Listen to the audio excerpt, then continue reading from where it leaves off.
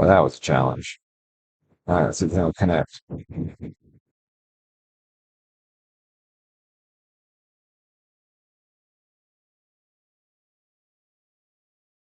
This is what I call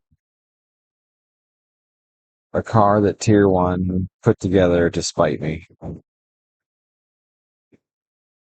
It's my coolant temp. I just had to update the firmware on my laptop because every time I try to connect to this thing, it blue screen. Nothing more annoying than that. Okay, 77 Fahrenheit. All right.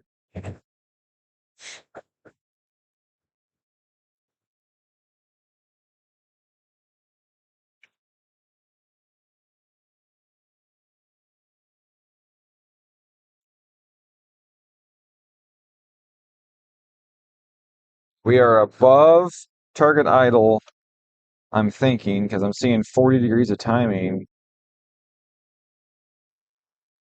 Maybe not. Could be because it's cold. You go to idle control, where we at?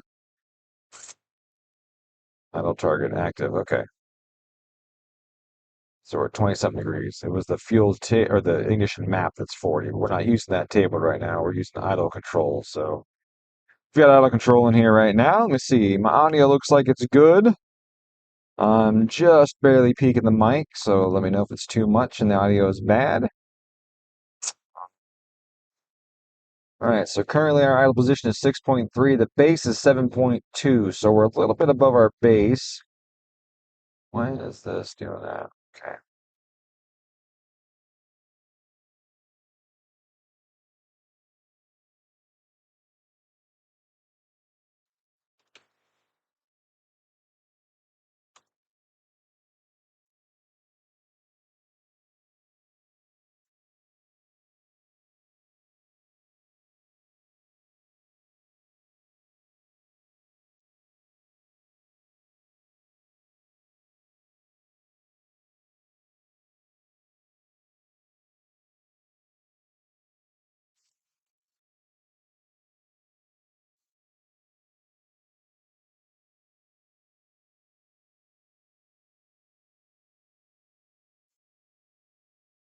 5.7. We're still rich on the lambda by a bit.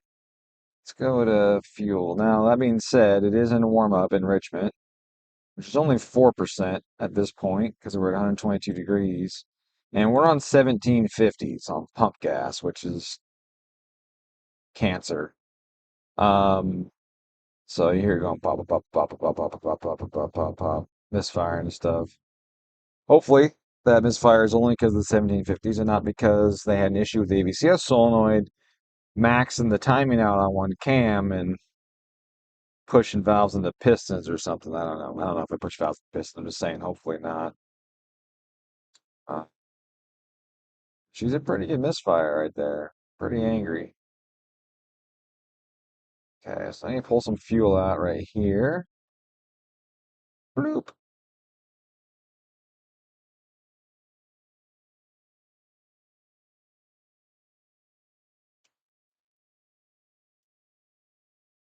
See, we're still maxed out here, -20 on our lambda correction, and our lambda is below our target. Now, this target, honestly, is still probably not even rich enough for 1750s on pump gas. So we'll see. Save that. That might not be enough.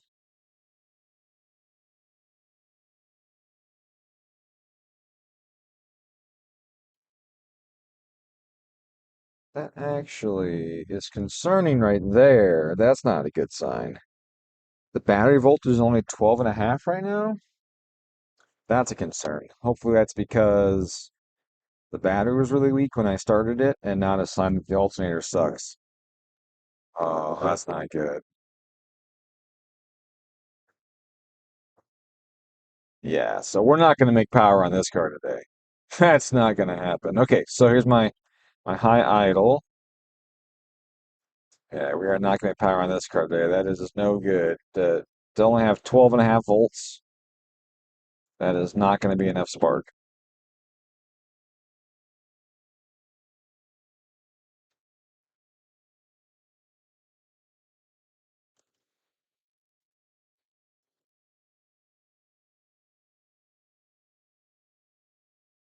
Not gonna be in a spark. So we'll do what we can.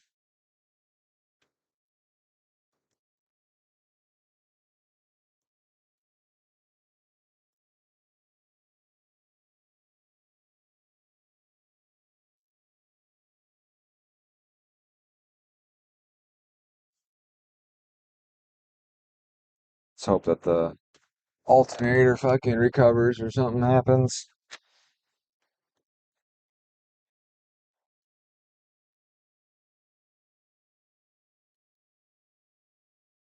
I think alternator control's even turned on here. No, it's not. Okay.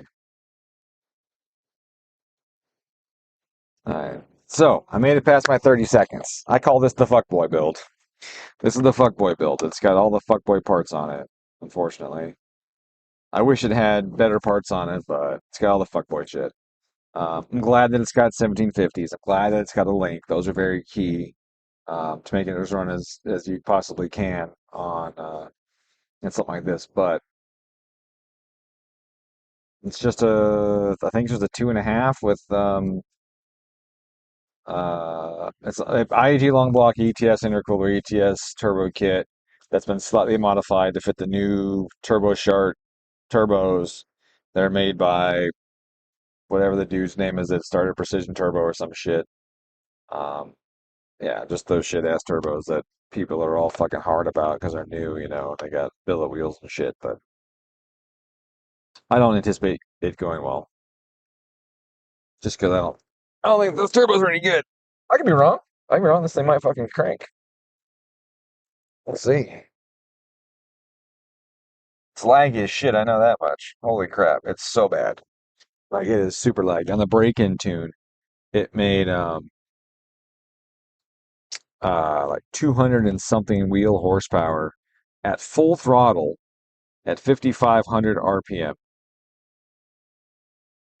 Literally 200 and something wheel horsepower. That is it. Uh, absolute shit show. I'm gonna show you guys here in a second. I'm pulling it up right now.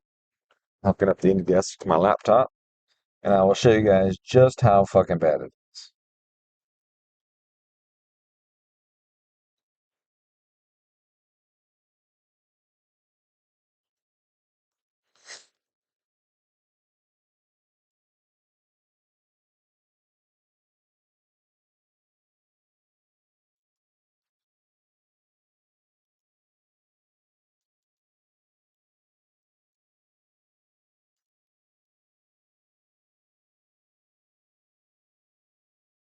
Oh, it ain't quite hit 55. Okay, it might have hit 270 wheel by 55, maybe. But she's 100, 100 wheel horsepower at 35 hundo. That is not going to be good. But when it finally hits, it'll probably be a rocket ship. So we'll see. Yeah, go back to here. I don't know if my shit's working.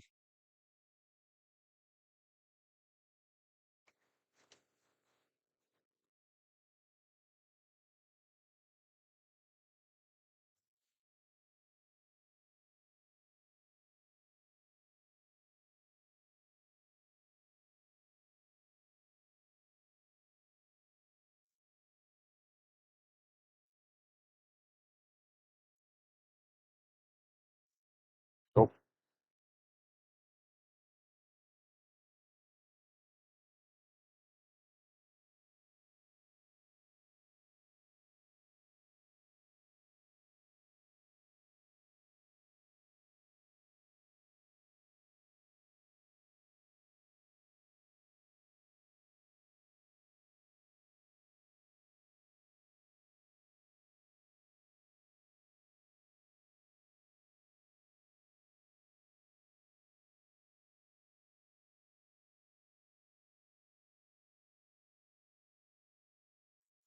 hey, Mark. Oh, boy. All right. Trying to get my auto recovery and get, man, this thing sounds terrible. But, it's going to have all the ETS bits on it, so it's going to sound terrible. It's just the way it is, the ETS bits.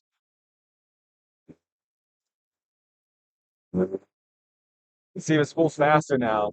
They said they fixed an exhaust leak, and so it should spool faster. So we'll see.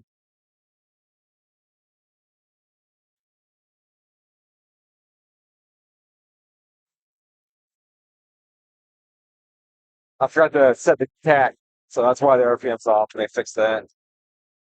It doesn't look like it's any better though, but let me fix the tach.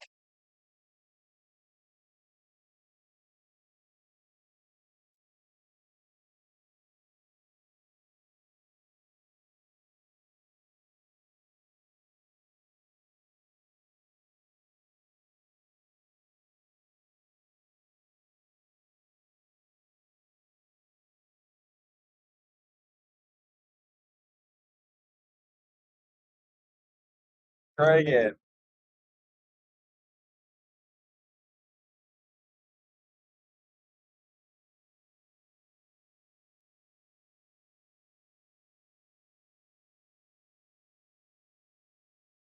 What is going on? I must have read the number wrong, or since I can't read it from here, that's not what it was. T 3775, isn't that what it was? Oh, 35. Who the fuck has been on this goddamn dyno? There we go.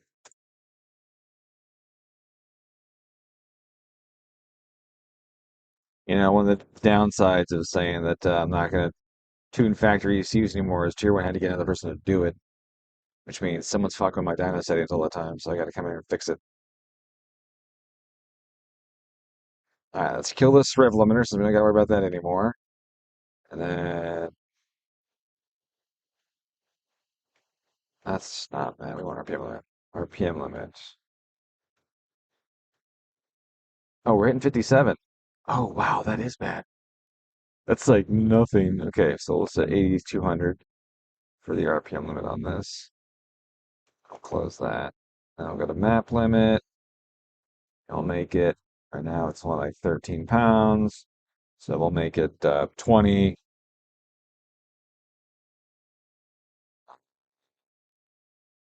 20, we'll do 30, like that. There we go. Okay. Now let's look at that last log and see how bad it is, because it ain't good. It ain't good. These things are so fucking laggy. Let's see where we at. So we had a 5,000 RPM. Okay, 5,000 RPM. It got to 12 pounds of boost. Wow. I'm amazed. It's a little rich too, so maybe this will be better.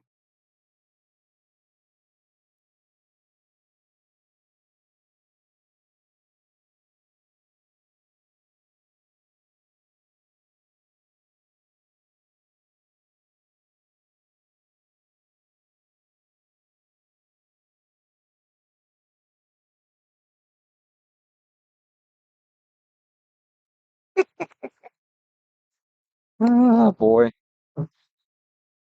Oh boy. How rich is it though? Oh, it is really rich. Okay. I forgot my glasses. That is a mistake.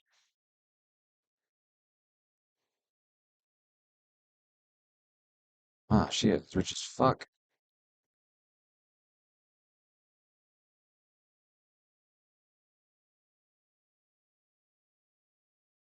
God damn it.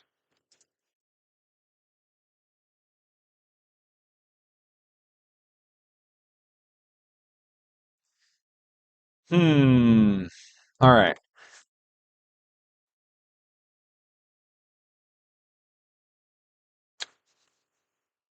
I can't imagine the VE is low right here. I can't imagine the VE is low. It's got hardly any boost, so there can't be any fucking back pressure. So 110 is not outside the realm of where the VE should be right now. And it is really, really rich. Now I notice it's rich everywhere. So why? Why is it rich everywhere? This says fuel pressure is 34, which is where it should be. Voltage is still low. Look at that voltage. That is not. That's not a good thing. I don't feel like this is correct. Something is wrong. Something is wrong. You should be out of the short pulse adder. Yeah, we're out of the short pulse adder, definitely. Um, 1728 at 43. I don't know if that's what they flow or not. So I'm gonna go to ID's website really quick and just double check.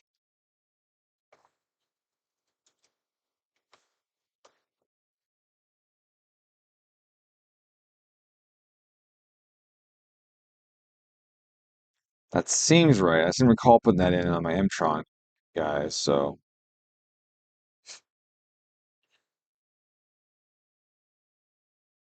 yeah, 1728. Um, 1169 at 12 volts for my dead time. Yeah, that's even lower than that. Why is she so rich right now?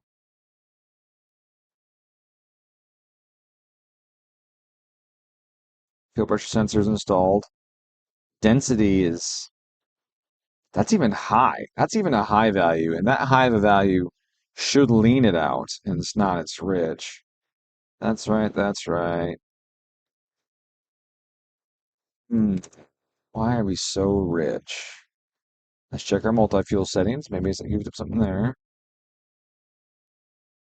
We're not even in multi-fuel yet, right? Right now we're still on pump. So it should show that we are, I gotta, where's miss out here? Those miscellaneous. 9%. That's right. Why is it so freaking rich? Huh. I mean,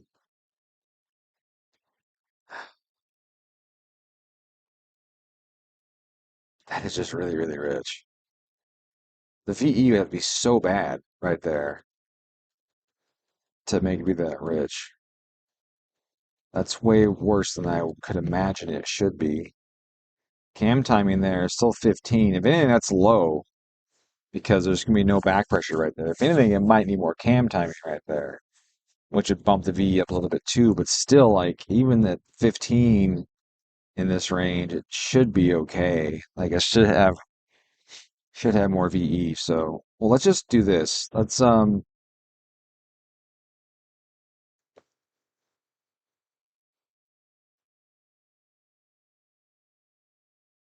Is this a 2.3 or a 2.5? Maybe it's a 2.3. I'm gonna ask real quick.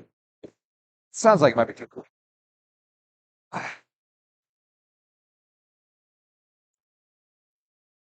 Is this a 2.3 or a 2.5? What cams are in it? 1750s, right? Set normal 43 pounds of pressure.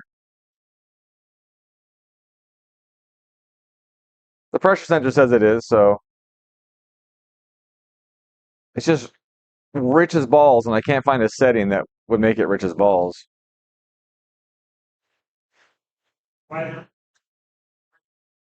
That's what I'm saying. I can't find a setting that makes it rich as balls.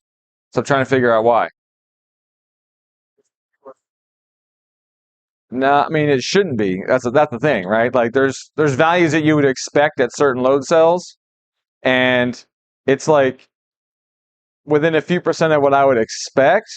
But in order to get the fuel where it's being told, I got to put like 20%, which is yeah. There's no way that this value is 20% off. 5%, sure.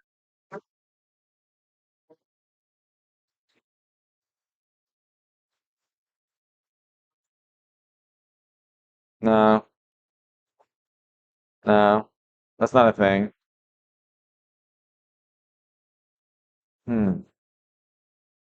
Unless this turbo is that bad. I don't know.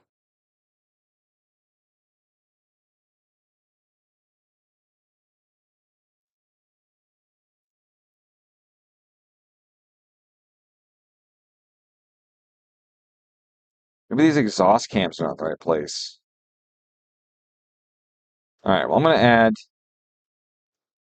I'm just gonna put 30 in the cam timing right here. and change nothing else and see what happens at that spot. Come on, stupid fucking computer. Yeah, I know. It's already been corrected. It looks good. Thank you.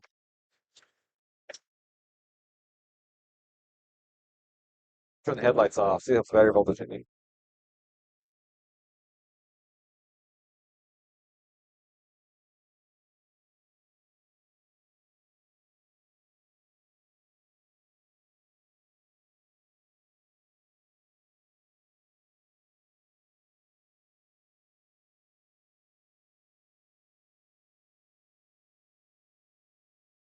What's the throttle's not opening all the way? What if that's something? Let's see. I mean, it says 100%. It's interesting that it's climbing, even though it's already at 100. That's interesting.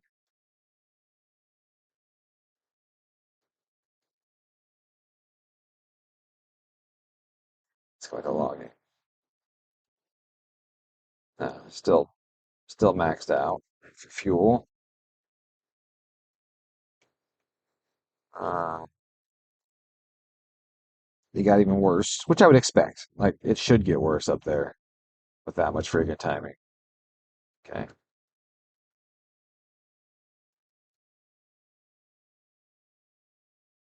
Okay. So let's go the other way. 0. It's got my cams though. Those things should need more timing than this. That's frustrating. It is definitely frustrating.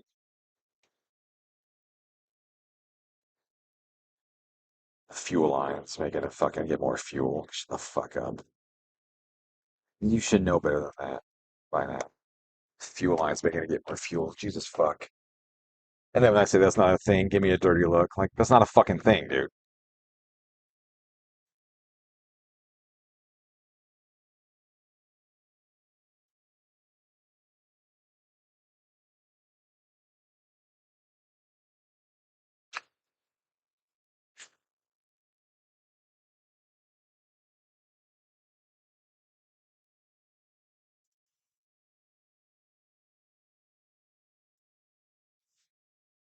Alright, fuck it. Just tune it. Tune it like it is. Just pretend it doesn't matter. What it could be this dead time could be wrong. Like, this could be too much dead time with this lower voltage is around at 14 right now. This could be just too much fucking dead time, and that's making it get really rich.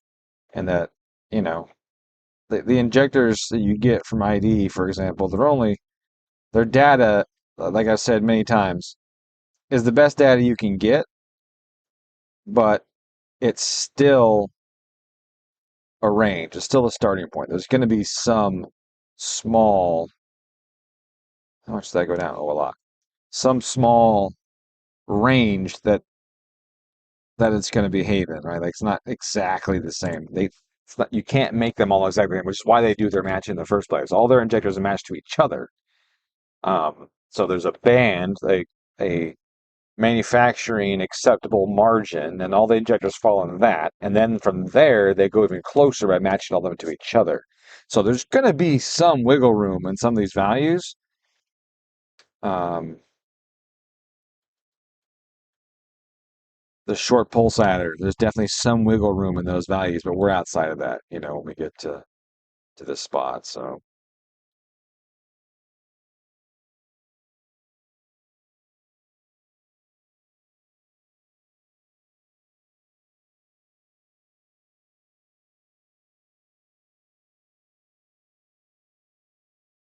that's not what I wanted to click.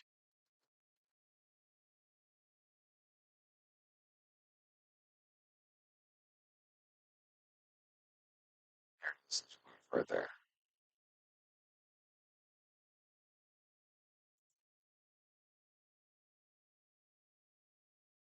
So now I'm adding force. I pulled enough out of that low pulse width adder that now it's got to add some fuel. Okay, so we'll take some of that out of there. I put the cam time back to where it was, and we're just gonna pull some on the fuel map. We're gonna pull a bunch of fuel on the fuel map, which is just insane to me that it wouldn't even be 110% right now because we're way, way, way rich. So, um, let's pull 10% out of it for now.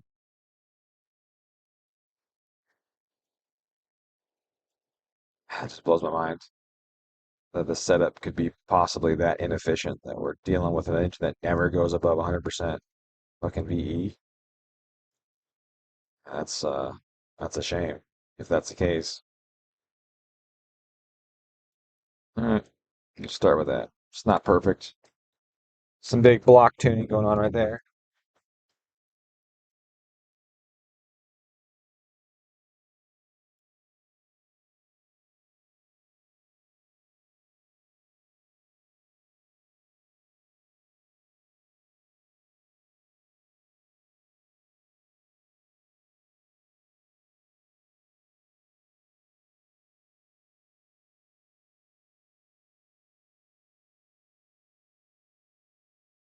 All right, I've got a serious discrepancy between the link wideband and my tailpipe.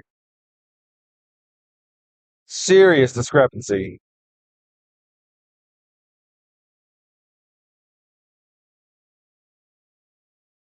I bet they put this fucking O2 sensor in the goddamn pipe, didn't they?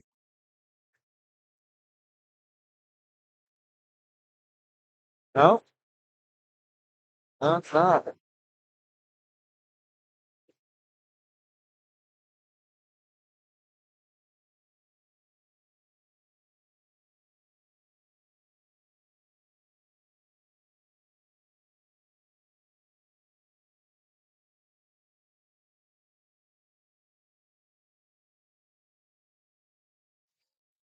It's ass though. Holy moly, it's bad. All right. The fact that we're still maxed out rich when the wideband on the dyno says 13, that is a concern. Or 12. So dyno now says 12 on that last poll. And uh, this thing is saying 6, 7 lambda. It's fucking always something. It's always something. So it's not the VE being wrong. It's the wideband is toast. It's fouled up or toast or something because it's not right. Oh, it's always fucking something. Why is it always something? Oh, okay.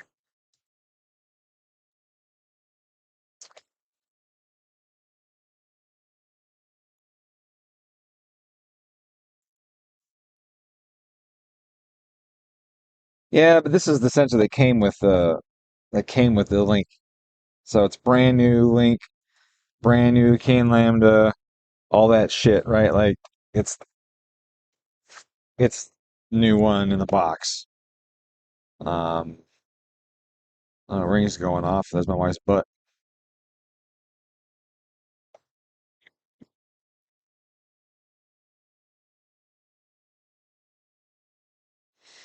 She's bent over a flower pot doing some gardening. If you'll excuse me for a minute. Just kidding. Um,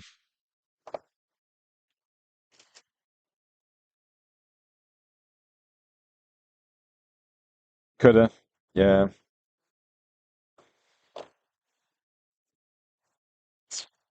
Yeah. Okay. So,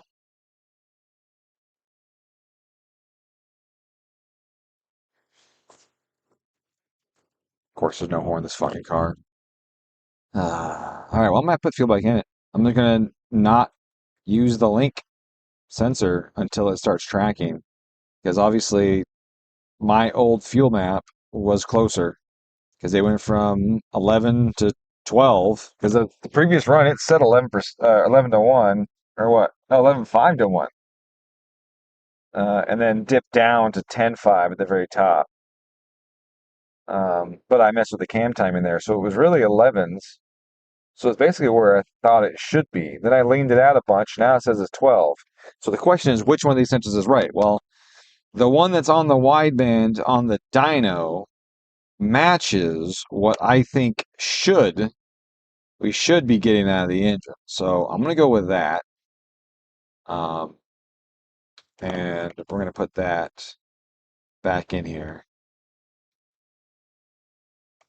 And maybe after some heat cycles, that wideband will start working. Or it's because where they put it. It's not an ETS fucking downpiping.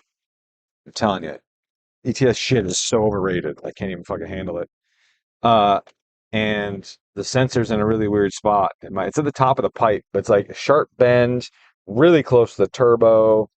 I don't know, man. I don't think it's in a good spot. And I don't like being an ETS hater because I don't like being a hater at all. But in this case, I just am. I don't like their Subaru kits. Everyone makes power on them, but like power is not the only standard, in my opinion, right? There's manufacturing standards, there's fitment standards, there's things like that, and I don't feel that they meet it. I don't feel that they're good enough for all the fucking clout they get. I mean, making a powerful kit's easy. So, for the price they charge, it should fit. None of their shit ever fucking fits. All right, well, as we can see, that's a laggy bitch. So I'm gonna have to load it some more to get to come in a little earlier for the dyno's sake, but it ain't gonna come in this early on the street. It's gonna be laggy like this on the street. I'm gonna bump this speed up to here a little bit so I can simulate some higher gears in here too, and I have to lower this down some a little bit as well to simulate some higher gears to get more load on it. Um, got some laggy crap right there. Let me kill that fucking beep for you. Sure that's annoying. All right, so I'm gonna use the wideband on the dyno and do one more pull, see if my air fuel's correct.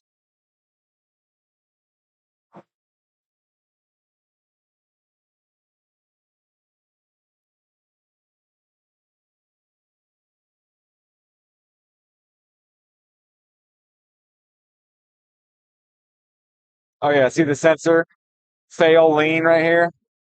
So the sensor went from rich to lean to rich to lean. So you know what it probably is? It's probably got a bad grounds. I bet they use the fucking board to power this sensor, and I've told them 100 times, don't power the fucking sensor off the board. But I bet they did it anyways. Well, it's got four connectors on it. You can do it. No, you shouldn't do it. Okay. So, but that's what it is. Wow, this thing's not impressive. Okay. All right. So, sorry, I'm not trying to be a hater. Like, I'm not trying to be a hater. I just don't like this setup. Okay. So, wideband obviously sucks. I see it falling rich up top. Timing is, yeah, I mean, it's 15 pounds of boost. Timing's fine. Air fuel on the dyno says what? Looks like we're 11 and a half through here and then dips into 10, 10, 8, 10, 7. There's a big step right there, which could be the cam timing. I'll review the log here and see where it is. So, yeah, the cheated 90 on those things, dude. It's so bad. Yeah, no, I think they probably use the board to power the sensor. And I keep telling Lane not to do that. And he says, no, no, the new ones can do it. It's got the four plugs in. That's why they have the four pins in it. I'm like, no, man, you probably shouldn't power the sensor off the fucking link board, but he did. So, and I bet that's all it is. Not enough power. That's what I would bet. Okay, so let's see. What's causing all our drops? Let's go to our cam timing. Cam timing is down, flat. It's at 0 till 77. So it ain't cam timing causing that power drop. Because that happens, this is at 6,000, and that power drop and the air fuel happens up here just under 7. And man, that's a big one. So let's go to our target AFR, see if I got that dicked up somewhere.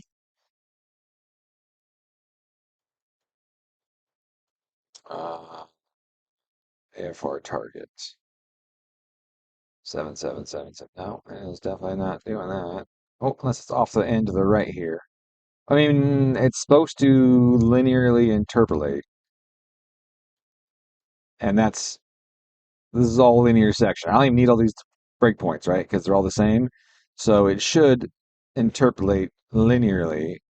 And you can see here the target lambda is in fact 7/8 the entire time. So it's not that. Um,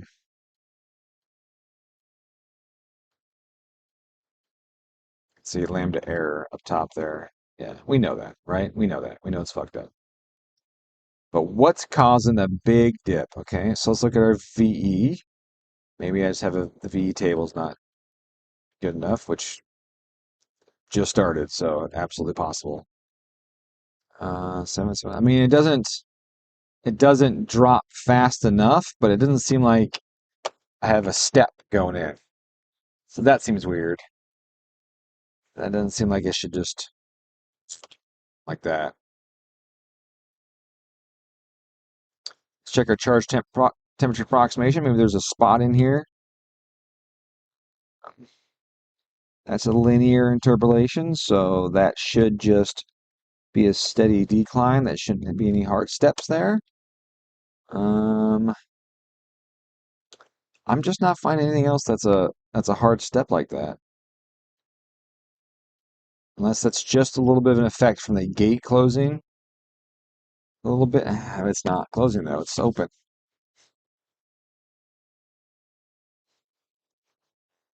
What else we got? What else we got? Cam time is consistent and flat. The only thing is the VE is not dropping off fast enough. But does the VE of the engine itself drop that fast? I mean, it could. I suppose it could, but man, that dip in air fuel right there at 68, that is sudden. And then it goes flat. But that's a sudden dip. Oh, maybe fuel pressure. Second fuel pump's kicking on. Let's go back to fuel pressure. Maybe I didn't see that. No, here's fuel pressure. That is pretty steady. That is pretty steady. Oil pressure's dropping a little bit. Fuel pressure is good. Battery voltage actually goes up right there. Oh, that's interesting. Right here, 12.1 and then 12.5, 12.8. Why is battery voltage going up right there? That is a trip. Huh. I mean, that would affect it a little bit. Voltage going up. That could definitely affect it a little bit. Especially that latency that I fucked with isn't right. Instead of it shortening the pulse width like it's supposed to, it's lengthening the pulse width. Well, not lengthening it. It's becoming longer because the injector's responding quicker. So it could be that. Could be that. Could be they got that slope there on the latencies off a smidge, but it ain't much, right? That's not a lot, and it's a pretty big dip in in AFR. The voltage thing is really interesting. I'm still kind of intrigued by that. All right, let's go to the boost page. Boost is basically turned off right now, so see here disabled. So that is no duty cycle. So now we're gonna close loop this bitch. Coolant, temp, target, trim.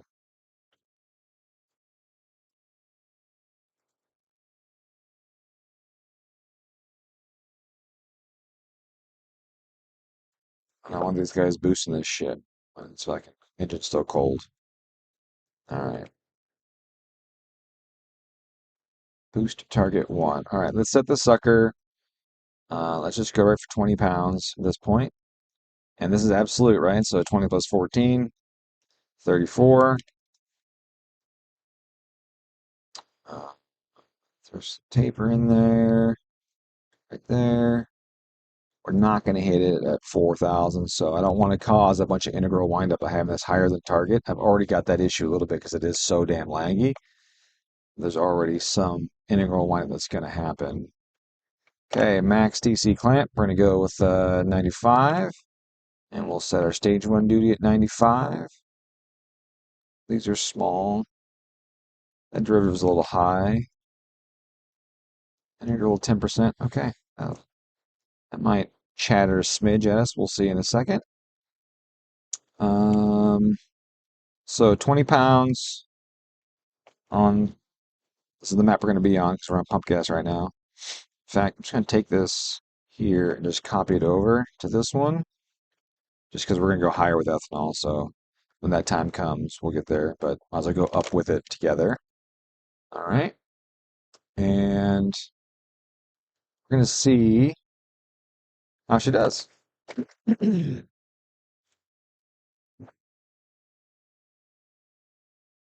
going to adjust this dyno scaling since we're not using the bottom half of this graph here. Um,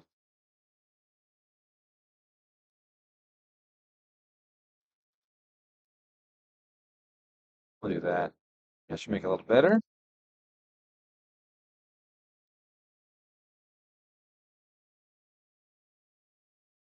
Yeah, the voltage is low on this thing right now. It's lower than it should be.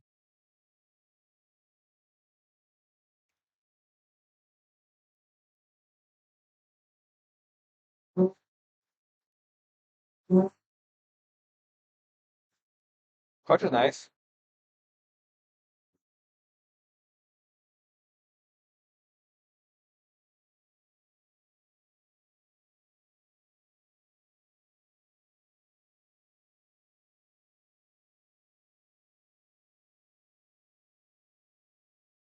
Fuel was better. It was flatter. Man, that power's not going anywhere. Boost went up a smidge and then fell. And our timing is what? 15 degrees at 6,000 RPM at 15. I can't imagine that's too much. That's not very much at all.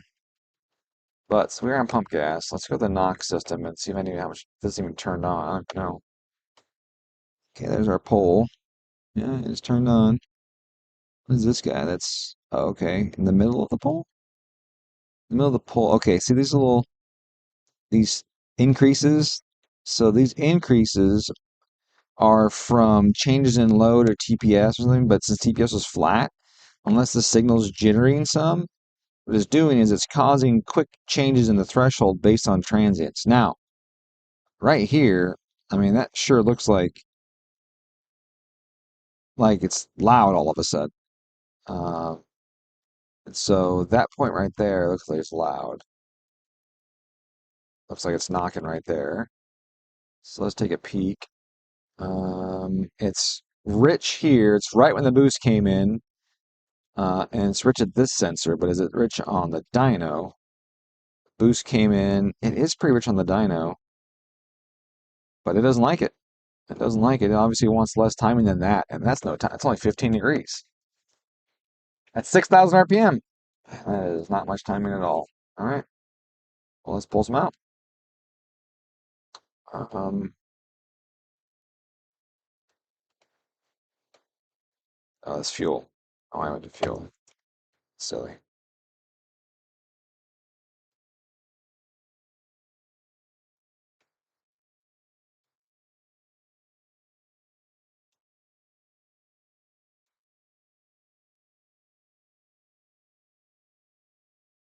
18 psi. Or is that 18 psi?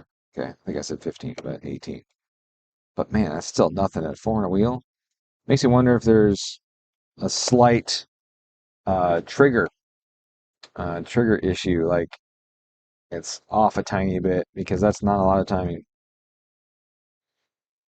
But I need to expand this fuel map or this ignition table.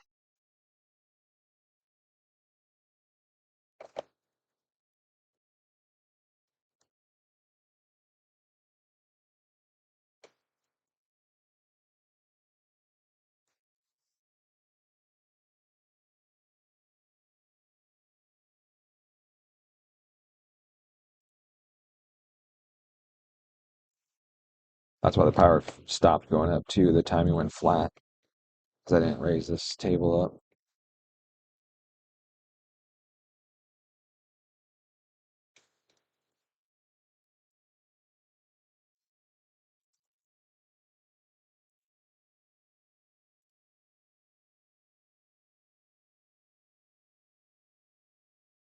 It's 46.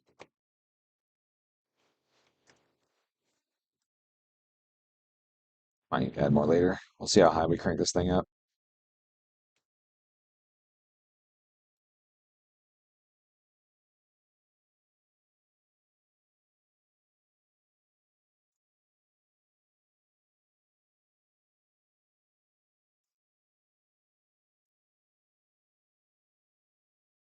$4,000 area right here, 45 to 55. There's a smidge of a dip in there. Let's do a little more dip.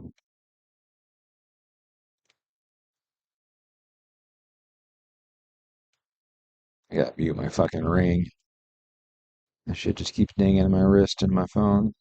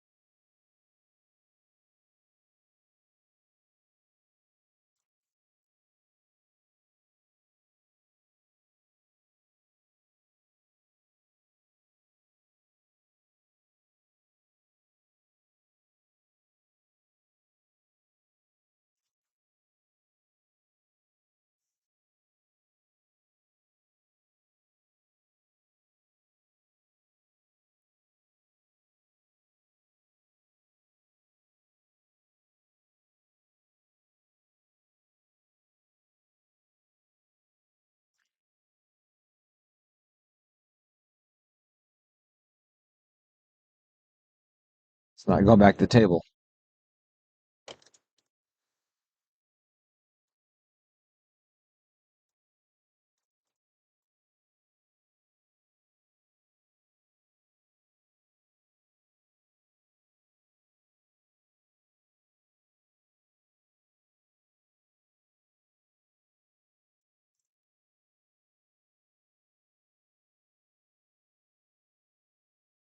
I need to add a little more fuel right here.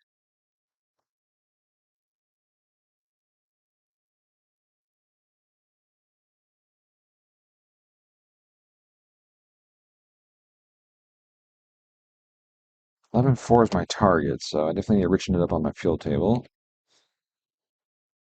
Because I want it to be richer than that. I thought it'd be okay, but it ain't. It's mad.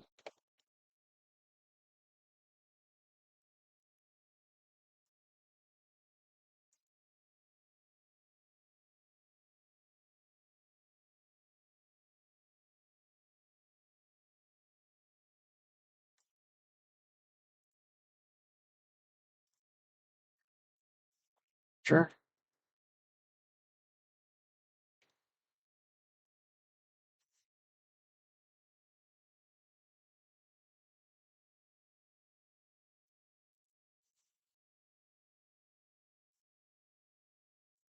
I mean, I heard them build the mega. I mean, they didn't do that. Like, there's plenty of power in here for O2 sensors they could use, just not off the board.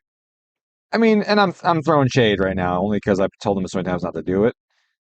Um, I could be wrong. They might be able to do it. I don't think I'm wrong, but I could be. You know, this -10, and that's a lot of timing up here.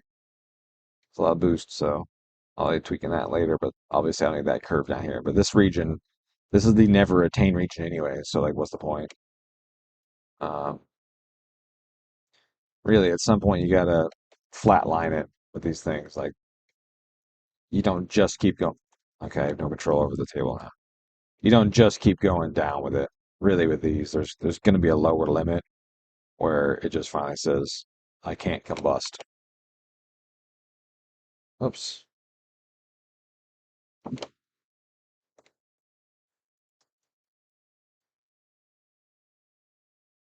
the timing is just so off that it wouldn't even burn.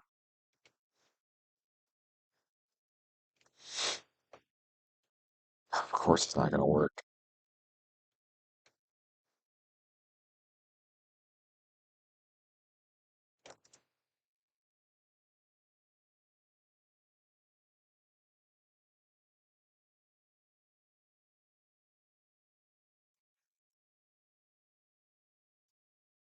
Jesus Christ.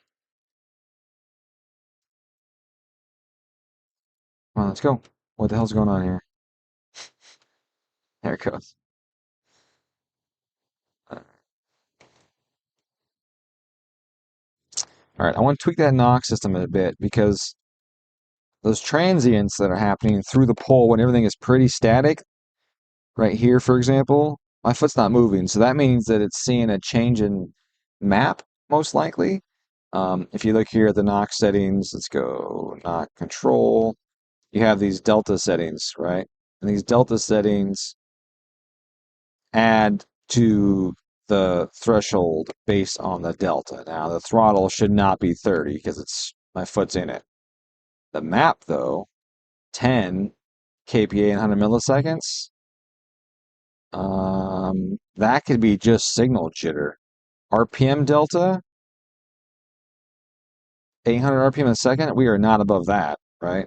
I don't think we are. I guess we could plot it. Let's see. Here's 8. That's 51. Here's 10. 64. So 15, 14 divided by 2 is 7. We're close to it. We're actually close to that RPM delta. Yeah, let's raise that up. That's really close. Why is it not going up? I'm hitting up, but it's not going up. Okay. Okay, and then so it's just map RPM.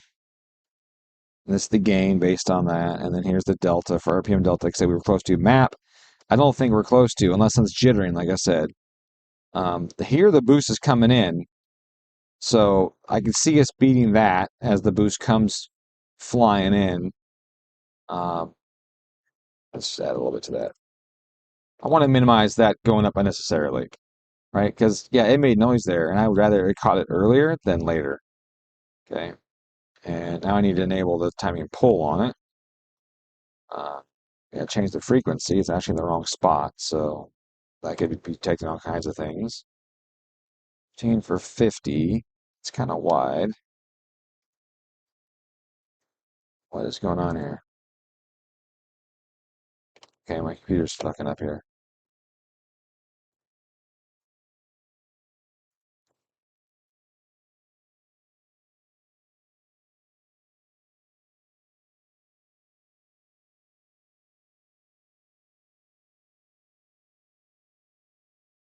My question is, I exceeded it.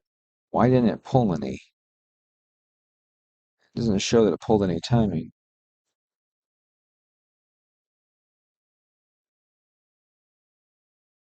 I crossed the threshold.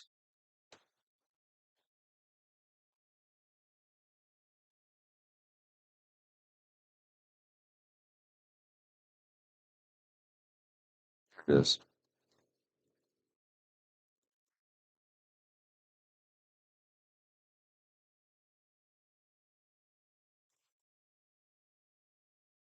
It's doing 0.44 just to be super, guys. Okay, there we go.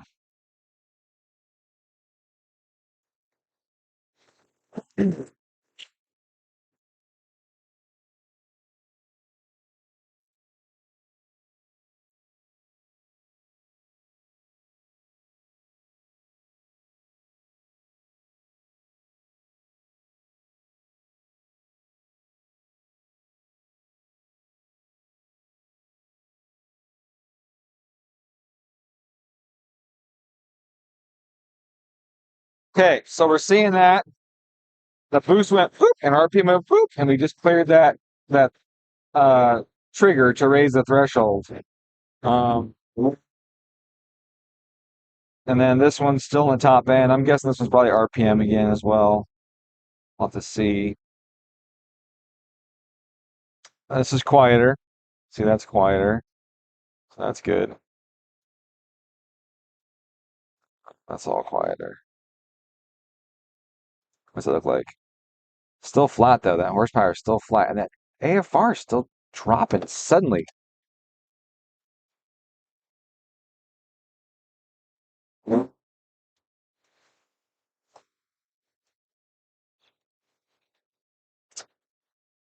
Huh.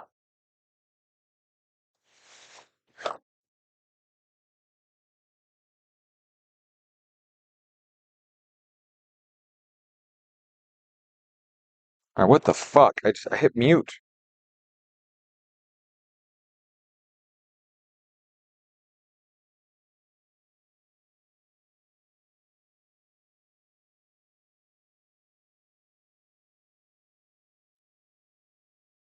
Yeah, bend over that pot.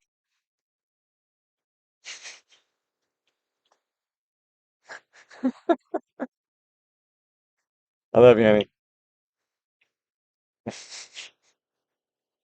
She started twerking when I said that.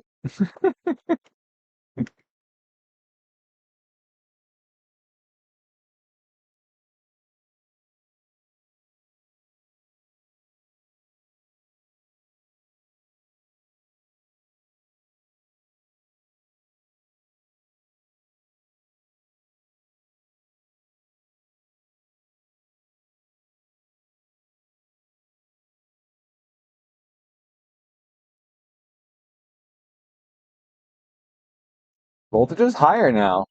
I wonder if that battery was just that dead. It was just so free. No. Hold on a second.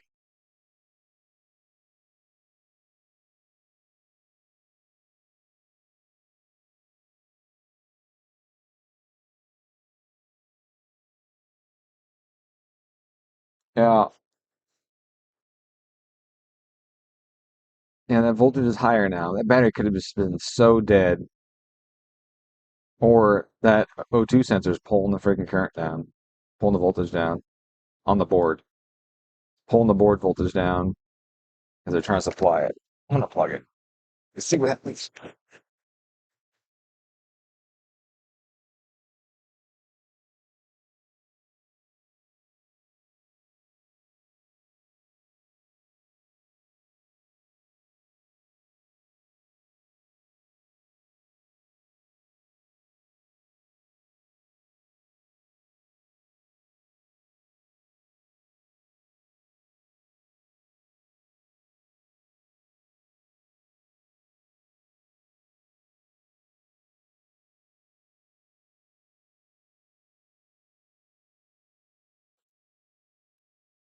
See what happens.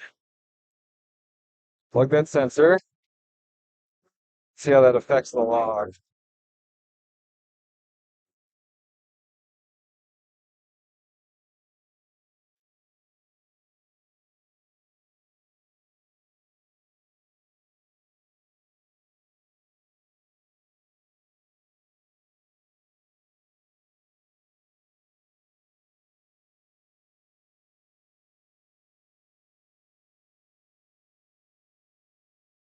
Oh, I know why it is. It's because the O2 was in closed loop before, and it hit the timeout, and then it stopped being closed loop. That's what that step is from. I can't I missed that.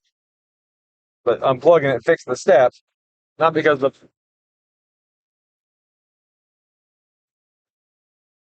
big old smoke cloud all of a sudden.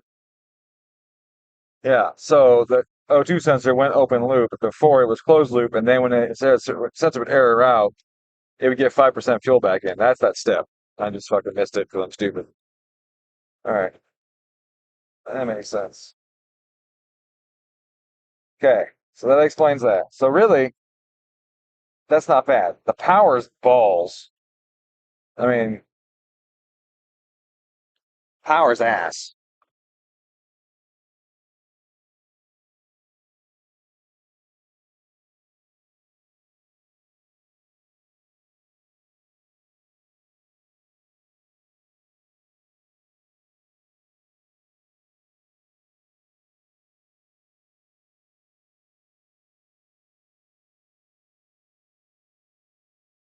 Yeah, so that's that step. Okay, I'm a dummy. Uh, but man, that is just a horrendously ugly power curve.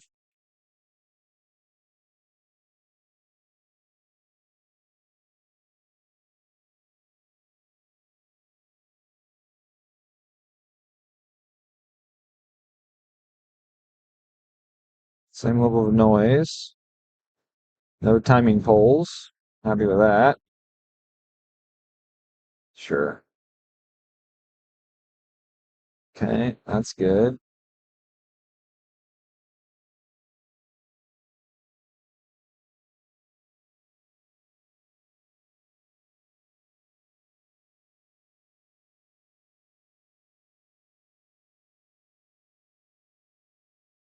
Flat boost. Flat boost should really give you constantly increasing horsepower curve, right? Like you would anticipate the boost is flat and the whole system breathes well like it's supposed to, that the horsepower curve will just go up. Even if you have a cam timing that's moving, you still think, especially if it's zero cam timing, you would think that it would go up. I've eliminated all overlap. It should climb. But this just ain't doing it. I wonder if they I wonder if the exhaust cams are tweaked.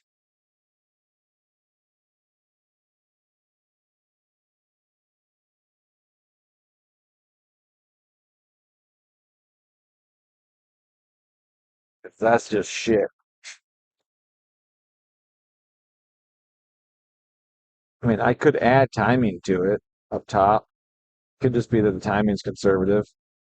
But we're on pump gas. I want to be conservative, but still, like, that is not that is not good. I mean, it's got a ramp. Shit. 18, 7, half a degree, point 0.6, points. Yeah, I mean, it's got a constant ramp going up. Point 0.8, point 0.8, point 0.9, point 0.8. Like it's going up a degree every 500 almost.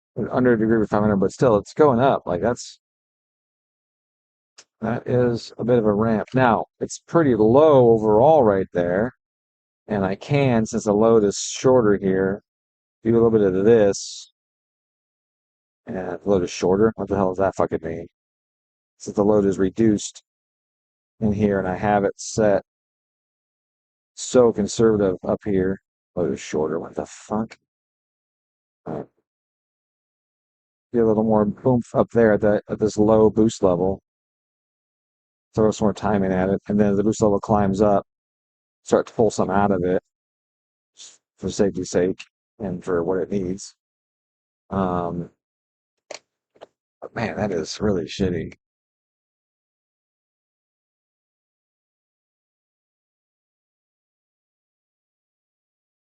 Let's throw some cam time back in it. That's a pretty shitty curve. Let's get right here. Just do this to zero, add that, hit that guy. Change nothing else. I mean, with this flat boost, we should be seeing gains until there's a reduction in VE that's significant.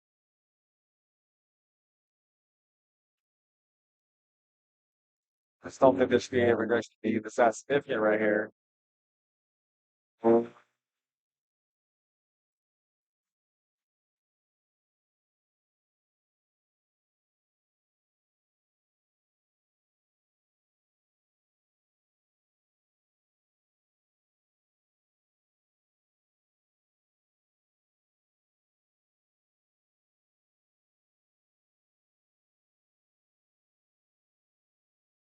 Well, we did what I thought it would do with the VE. We improved the VE in this range as expected, and up top is still zero. So, I mean, that did that, but that doesn't make my curve better.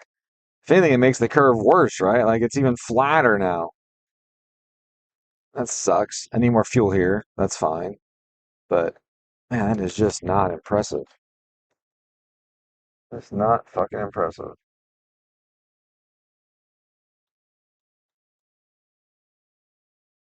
I wonder if they moved the exhaust cam. I bet they did. but they moved the exhaust cams. They changed the timing, and that's why it's dicked up. That's my guess.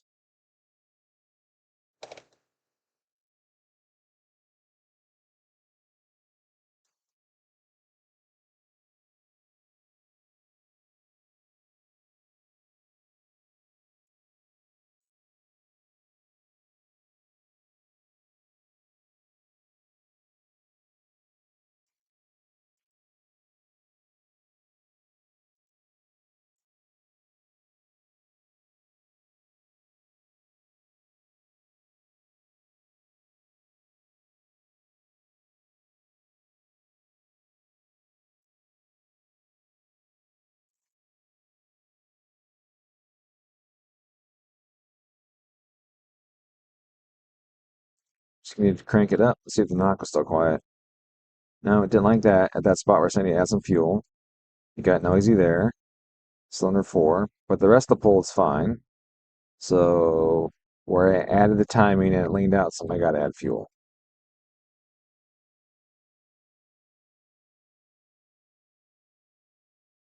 So target is dropping as boost comes in. Maybe I need to give it a little more target initially, but I also still need to increase the VE there.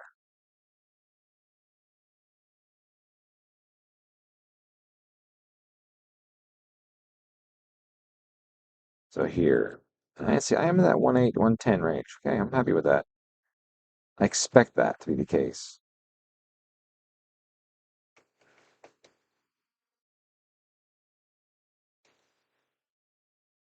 Especially there. Like that's the RPM where these 2.5s are technically the most efficient.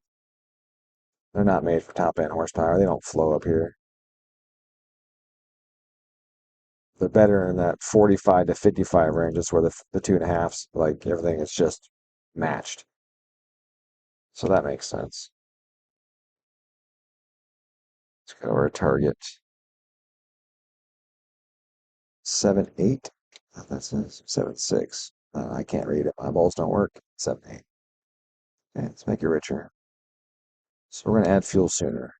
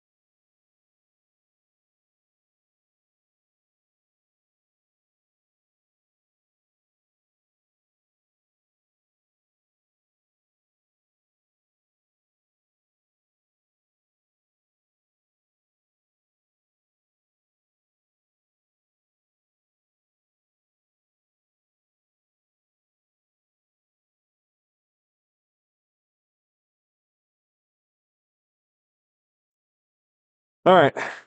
Well, I guess that just leaves one thing left to do. Just crank a fucking bunch of boost into it. Now, again, this is pump gas, so I don't need to crank into it a bunch, but we should raise the pump gas timing. Um, or boost. Now, I have the boost control turned on, but I have the max wastegate set kind of low, I think, right? Oh, no, I turned it back up. Let's go back.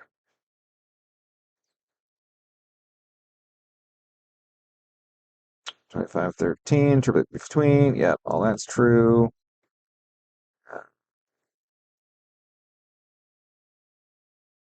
Close the boost. There we go.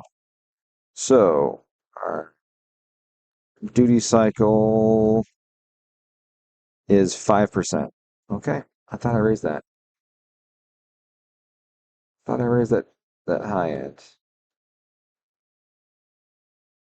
Minimum is 5. Yeah. Maximum is 95. Okay. So why are we stuck at 5? 10%. I got integral, I got portion. That's all there. That's 90. Does it ever go to 95? Yeah. So it goes 95, and then it drops to 5. Stage 2 active. Wastegate duty cycle 5%. Okay. Boost table. So what's my initial then? My table zeroed out. Wastegate 1 is zeroed out. Okay. So I zeroed out the table, and my integral is 10. And it's only going to 5. That's interesting. With an integral allowance of 10.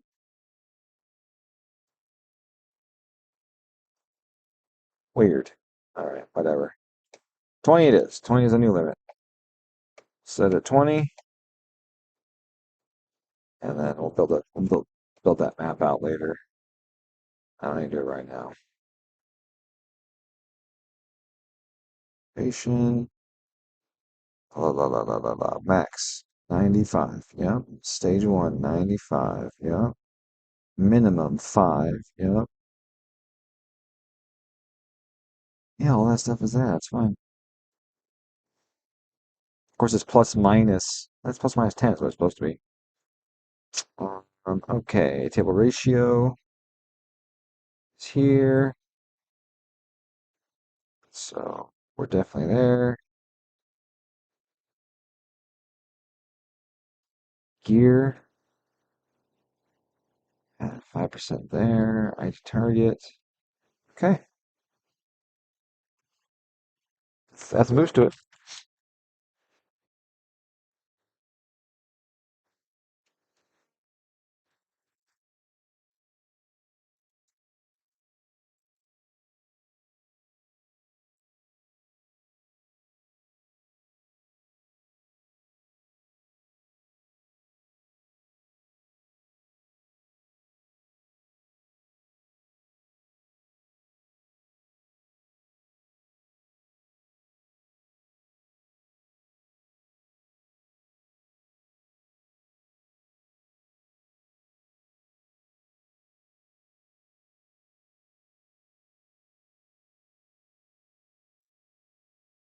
This is all bad. This is all bad. You got 21%, and the boost.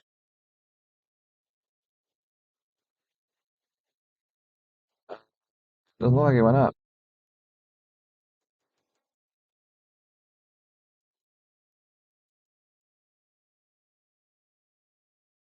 No, it peaked.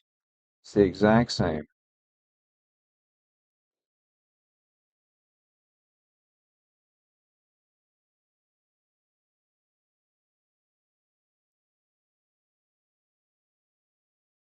Cam timing looks good.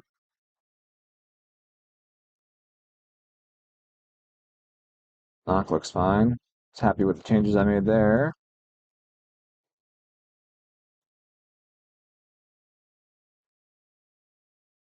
Mission timing went up.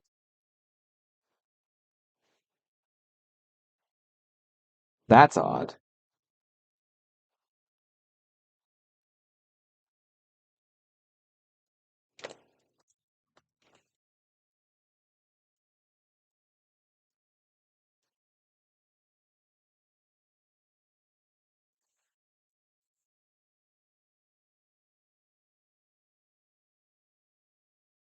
Up to 13 volts.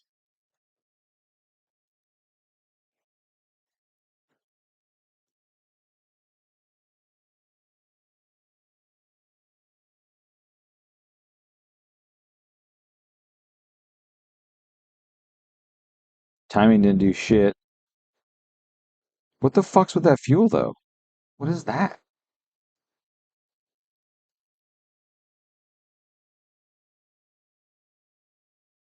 Lambda target 755. Look how smooth that is. Smooth, smooth, smooth. Everything's smooth.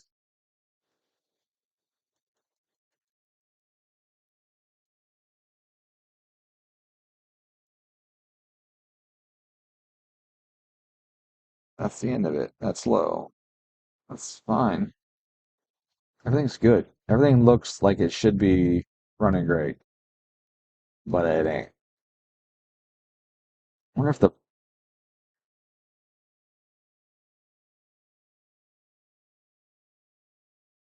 oil pressure is dropping like you'd expect a little bit.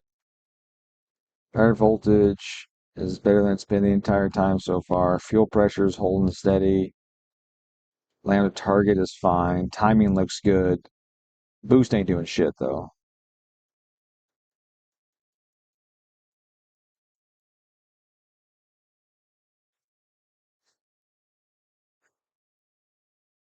These boys and their fuckboy build. They just had to put all this shit on this car and it sucks. It sucks. It fucking sucks. It's ass. It's an absolute ass build.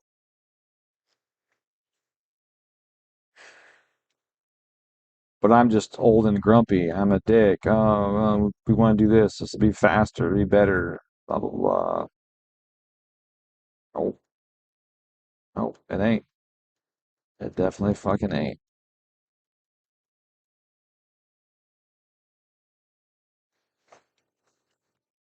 All right, I'm gonna see if. Ah, I'm back in a minute. Actually, let me see if there's any comments I need to address first. Is there a turbo to this Turbosmart one from a sizing standpoint? Um, dude, these turbos suck. Okay, like these things suck. It's. I mean, so far, a Garrett 660 does better than this thing. Like there's right now, there's no advantage. I see no advantage to this turbo. There's nothing.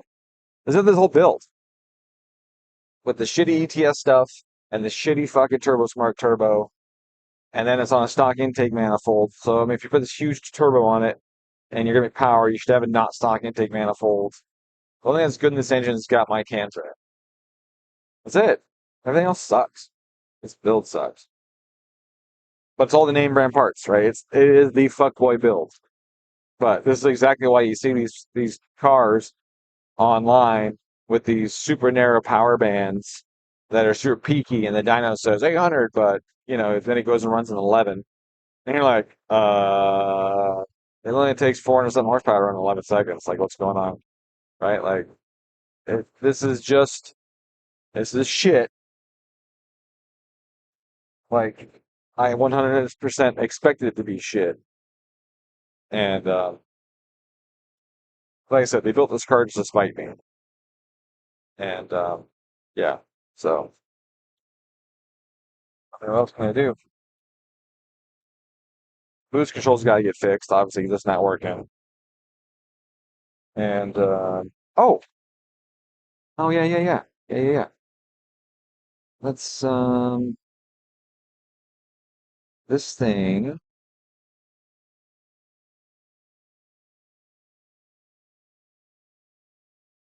It's got EMAP and volt 5. Let's look at that. Let's go to the boost table and look at exhaust pressure. I totally forgot that even exists on here. Okay. And then we're gonna go here, properties.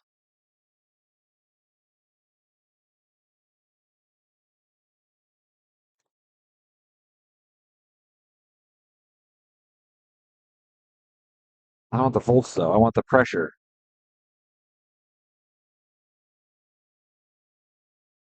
What do we call it? Just general pressure?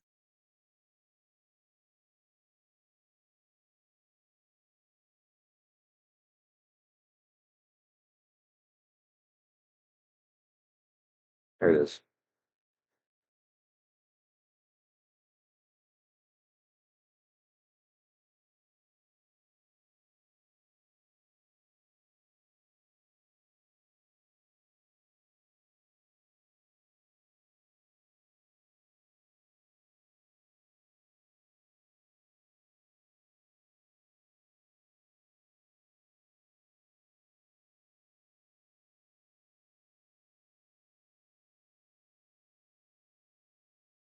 Okay, well, they put the wrong kind of sensor on it, of course. Oh, oh.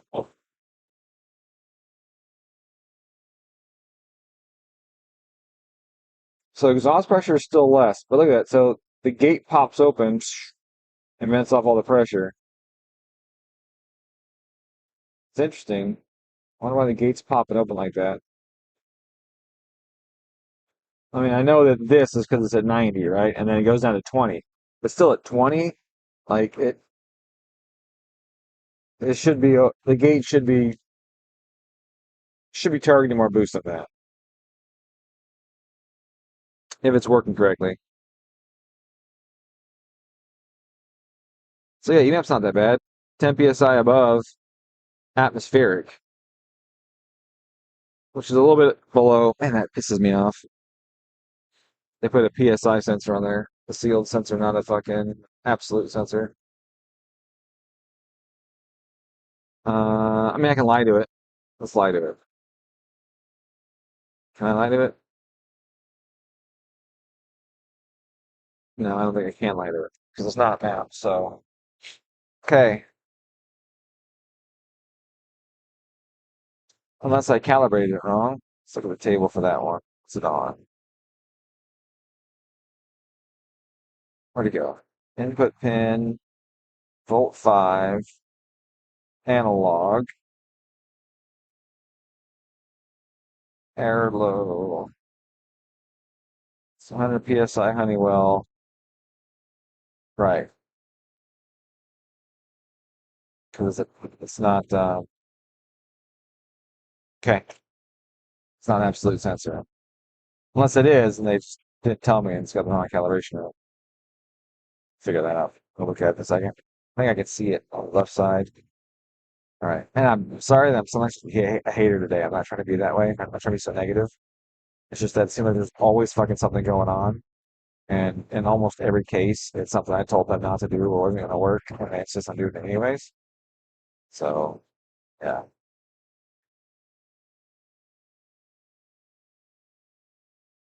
Yeah, right. I mean, it's it's all about that exposure, man. It's like currency, you know? These guys with the semen, like, oh, these turbos are sick. They got swept back fins. There ain't a turbo manufacturer in the world besides those precision dudes who have these swept back fins because everyone else that's ever tested it sees losses when you sweep the fins back. Even me, I tried it myself.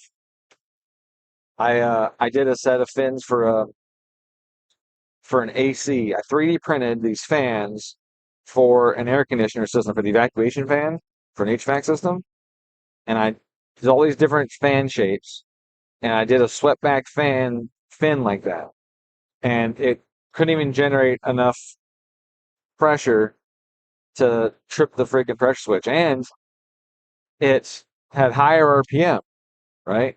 It it grabs less air, and therefore the speed went up. So I had higher shaft speed, and I still couldn't trip the freaking pressure switch on it. And I thought, wow, that's pretty crazy. And I took it, and I took my bench grinder, took the wheel off of it, put those compressor wheels on there. I put all these compressor wheels that I made one at a time, obviously at the same time, one at a time, put it on there, and took a tube to the suction side of it. So I had like a suction area, and then I ran that tube like really close to it, just to get an idea of like directing the airflow of how it behaved. And on all of them, except for that one, the suction would actually suck the tube against it. And the tube's a 3 inch or 3 or 4 inch tube that was the same size as the suction, but there was enough suction on that pipe that it would suck the pipe into the fan blades when I was testing it. So I had to hold it. But that one wouldn't even suck the tube against it. Like the swept back fins reduce shaft load, raise RPM, and don't grab as much air for the diameter. Yet somehow they're having some luck in them. But everyone else that tests them is like, yeah, the fins don't work. We don't understand. So there's something weird about these going on. I don't know what it is, honestly. Um, yeah, they're the only ones that do the swept fans. You get turbulent rotation and the added sweep angle reduce the amount of work that the incoming air can do. Sweep angle reduces the amount of work the incoming air can do.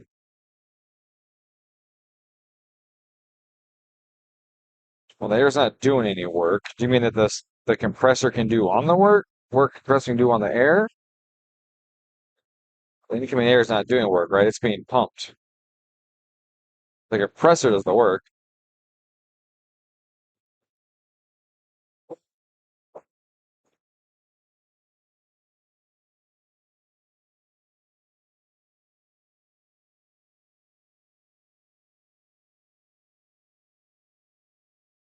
All right, I'm going to tell Lane that build sucks. Oh, fuck.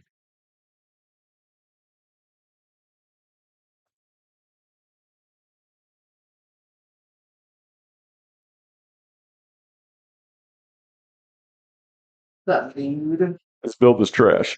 Why the trash? Oh, it's absolute trash. Why the trash? Oh, Joe, look at the diagram.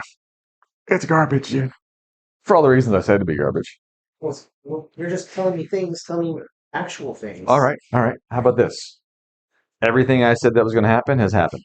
I It's don't know what laggy you as balls. Okay, it's laggy. That's one. It makes no fucking power. Okay. It doesn't. Nothing's good about it. It's laggy as balls, makes no power. Has no response. It sounds like shit. It's So it's ass. laggy. It makes no power. Yeah. Sound. Yep. And then also, I'm pretty certain they installed the wideband wrong because it doesn't work either. Hey, hey, did you power this wideband off the board on this one? Okay, because it doesn't work. It as soon as it gets any load, it just dies. It can't get enough current to it. So I don't know if it's got bad power or bad ground, but I've had it unplugged for most of the tune because as soon as you load it up, it just goes. Yeah. Also, ECU voltage has been low the whole time. It's slowly climbing. After I unplugged it, it actually got higher. Um, I'm up to 12.7, 12.8 volts now on it. So I don't know if the battery's just been that fucking dead or this alternator's weak. Okay, so then the alternator's weak or something because, yeah, well, something's wrong. I'm excited. Yeah. And then it's, Did notice when you unplug revs, like you unplug it, it goes long because it's pulling that. It's like loaded down. huh. So you Well, put it back in, it goes. Oh. well, it makes no power. Um, and the boost control doesn't work. So, Boost control doesn't. no. What do you mean? I mean, it's at 20% duty, I have no added boost. So boost control system not working correctly. That's like a 20-pound spring. Yeah, it makes 15 on the gate, and 20% duty gets me like 16 on the gate. Um, and the horsepower does not go up. It just stays flat.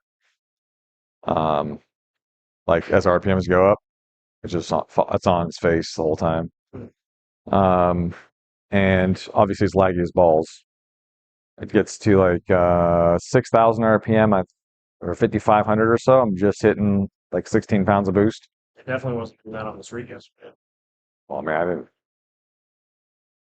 How could it not be done on the street? Yeah, it was. It's been like the entire time. It's never made any boost before. It was doing it on the street yesterday. You could feel it pull at like 32, maybe. Well, I mean, 2 pounds of boost is not 15 pounds of boost. But I mean, it made 230 on the break-in tune at 5,500 RPM. So Fucking throw the car away. No way. yeah, well, I would like to, but it's not mine. So I need to figure out um d are the exhaust cams straight up or are they rotated? They are. It's not ABCS. Okay. And so it's standard gears? Okay. So standard gears.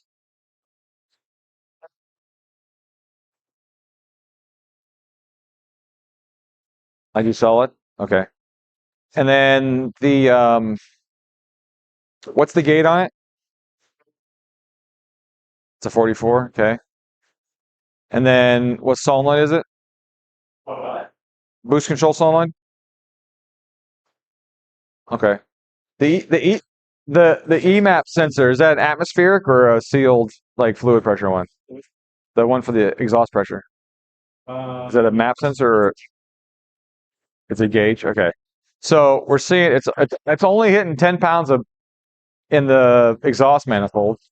So that's good. 10 pounds above atmospheric. So that's good. But yeah, I don't know why he doesn't want to make boost at 20%.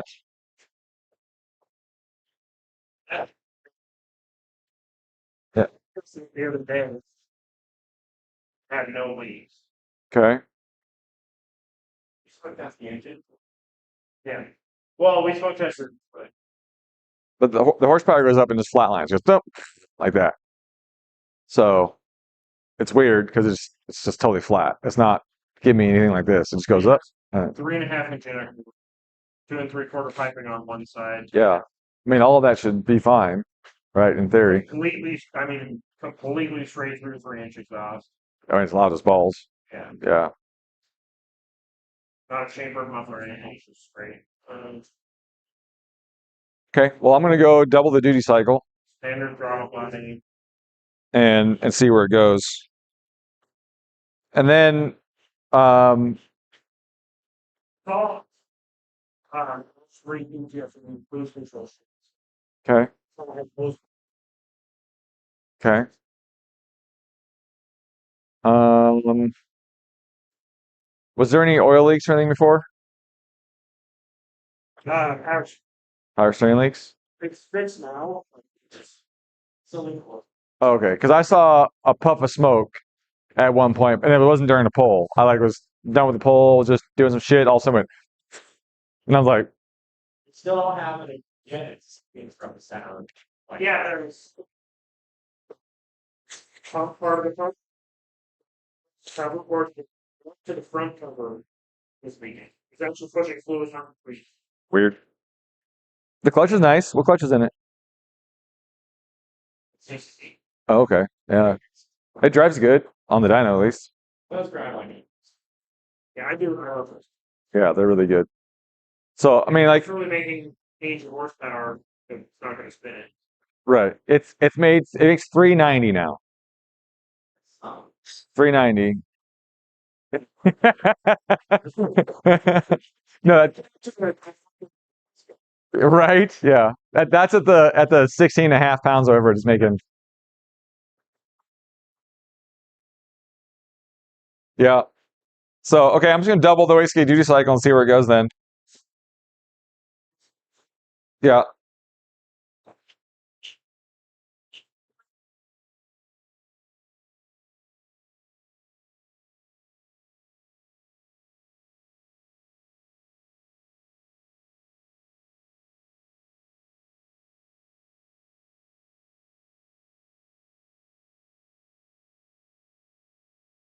All right, let's double this duty cycle. Ugh.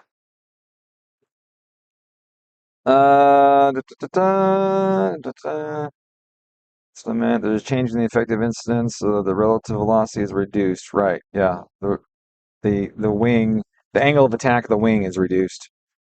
Yeah. Max pressure can load is decreased, therefore less percentage of work. This I'm thinking I'm wrong. I'm fucking stupid. Therefore, or I think I'm stupid. Less work extracted for turn wing. Yes. Um, right. So the you call the angle the effective incidence. You left the word angle out, but yes, the angle of incidence or angle of attack, however you want to look at it, as the wing is reduced. Um, but it also, I feel like it changes the direction of the air. And how am I trying to say this? Let me adjust this boost first, and then let's say it. Let's double this duty cycle because fuck it. Closed loop boost control. Yeah, we'll go to 40. See if she wakes up. I mean, typically 20 is enough to get these things to fucking wake up. I know. This boost solenoid.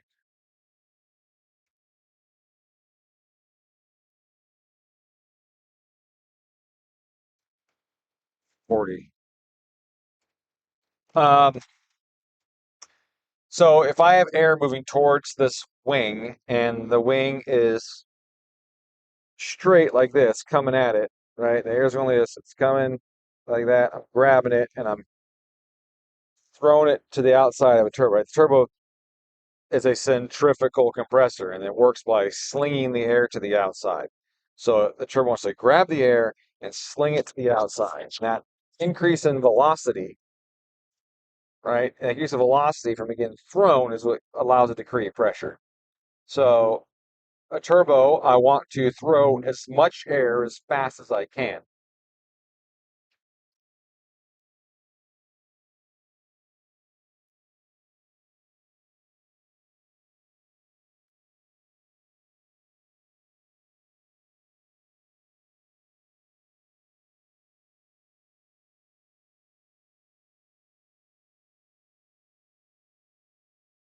Something ain't right.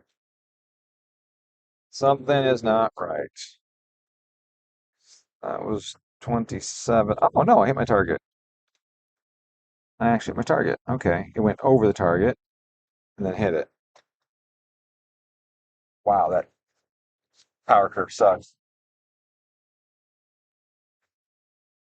I wonder if that alternator is really dragging the car down.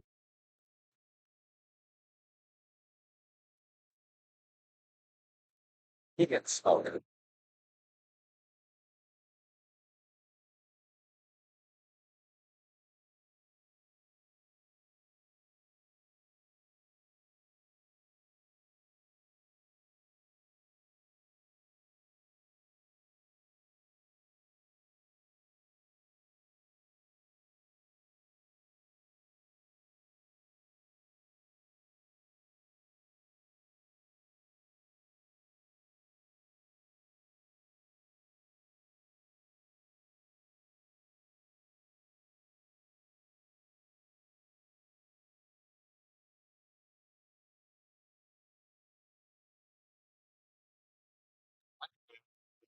It's possible. That's definitely possible.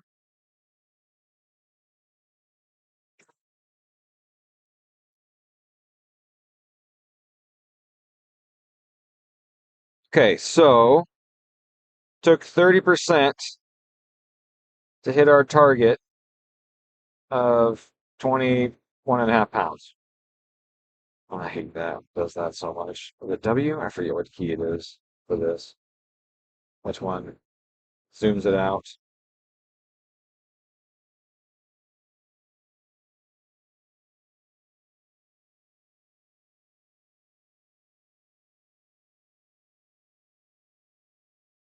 I thought it was zoom out was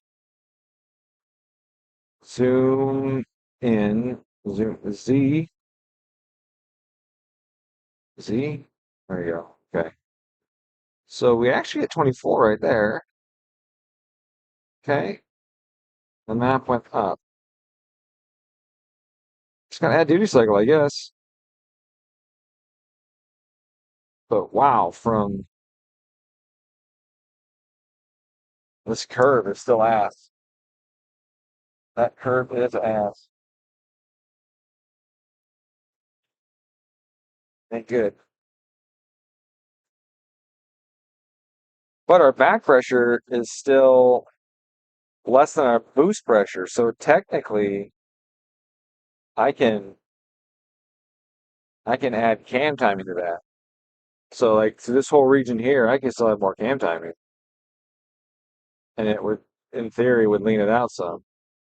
Now, the downside to that is that will still raise the power at 6,000 while lowering it at 7.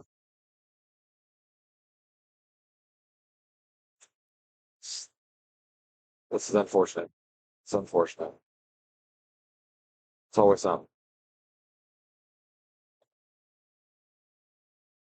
I just want to have a good time. I'll do that. Add some time, cam timing there, a little more overlap. We have positive flow there, right? Have positive flow. Now it shows it getting really rich up top there. 2 poles in a row. Randomly though, right? Because the first pole, the last one, I didn't change anything. The one before. Didn't change anything, it looked rich. So double check my lambda target table, make sure I didn't make a goof. 383816. Okay, I mean, pending some interpolation of some sort, that's actually leaner, like that. It's actually leaner. It should have gone leaner, not richer. Okay, that's weird. Let's go to fuel. Let's see. I mean, obviously, I'm not pulling much VE yet. Like you see here, I'm just pulling a little bit of VE, but 2%, that's pretty decent. As the power goes up, and the boost pressure goes up, and the exhaust pressure goes up, it's going to need to be a lot more VE pulled out of it. Um, I guess I could do it now. Oopsie. I don't want it. Let's wait a second. I'm gonna adjust a few things. Attack that VE again. That's so weird that 2 polls ago, that fuel curve was flat.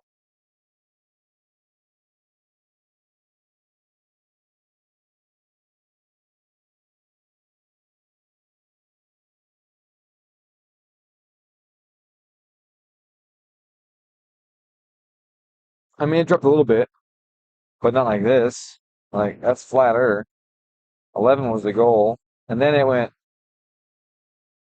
woo, these big drops right here. These are really confusing me, where these big drops are coming from.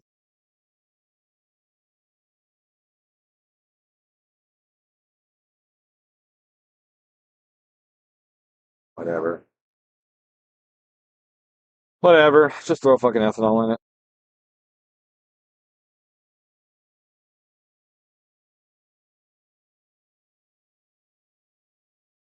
Looks like that cam is bouncing a smidge on one bank.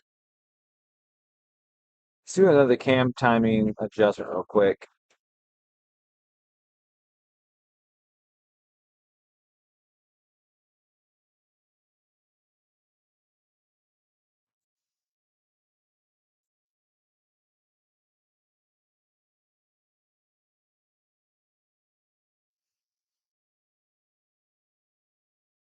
Now, typically what I expect to see is one of those to retard more than the other, and the link won't show it, which is a shame. But the Mtron will show it. The Mtron will show the absolute position and show it the belt stretch. You'll see the timing belt stretch in the logs. I'm sure I could probably do that here if I was to enable the inlet angle display and then plot that angle with to the crankshaft, then we would see it continue to retard as the belt stretched. Um, that is something that we do.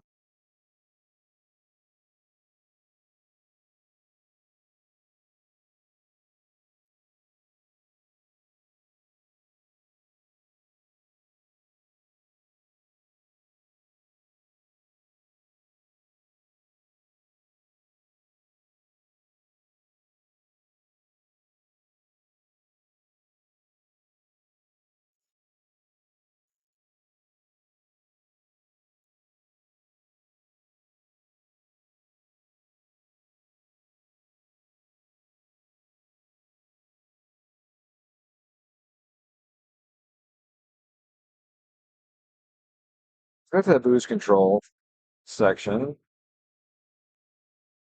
let's look at this here. The boost is climbing and the duty cycle is dropping. And you see the derivative takes some action to try and stop it from going so far. And it doesn't do enough. So maybe that 3 works. Try that 3. Um, and then really the staged, because I got this within 4.4. So stage 2 kicks on, and then stage 3 kicks on right after because it blows through that 4.4. Like right here, bam, stage 2 comes on, right? And then, yeah, stage 2 is active. Derivative comes in stage 2. And then stage 3 hits, and derivative goes to 0. Is that right? Yes.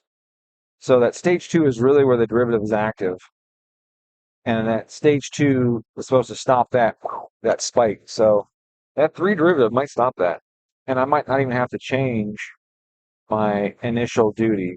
While I probably should, because 38 is obviously higher than it needs to be. It only needs to be 25. I wonder if I can get that derivative to just catch it. And I wonder if Lane's right about that alternator slowing this freaking thing down. Because it whines. You hear it. Rev, it whines.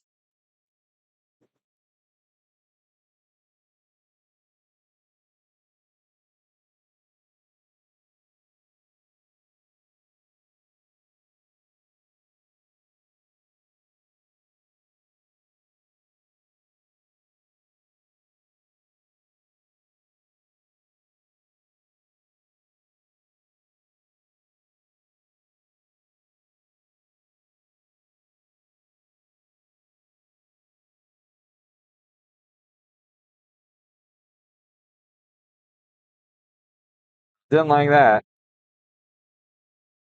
It did not like that at all.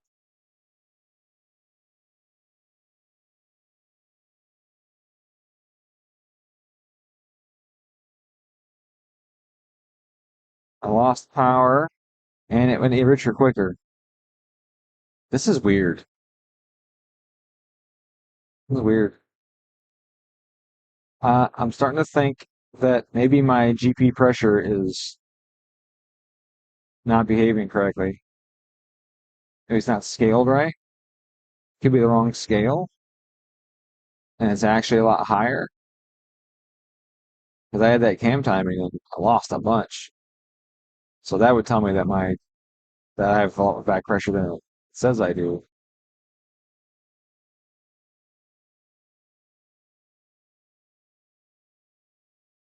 Let's go back down. Fuck it.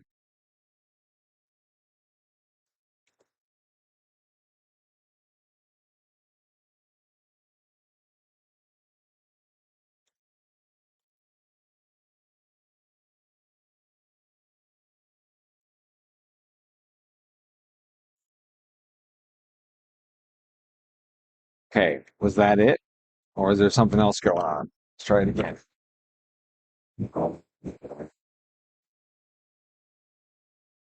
That was better. That hurts my ears.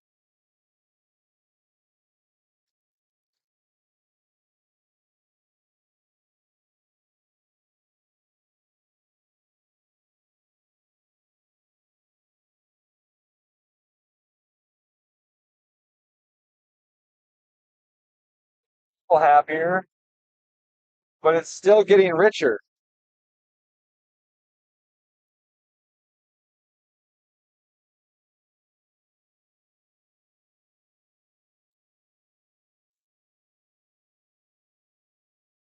What is going on? This is whack. It's even richer.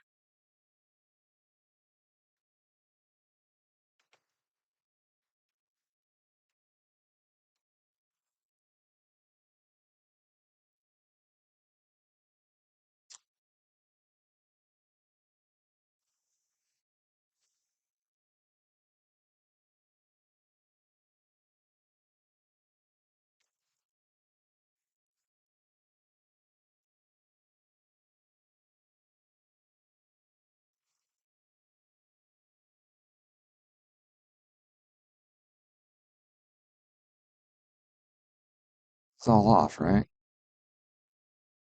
Oh, it's got some pulled fuel down there, but that's only a little bit of burned fuel from before. And it's open loop now. This thing's totally open loop right now.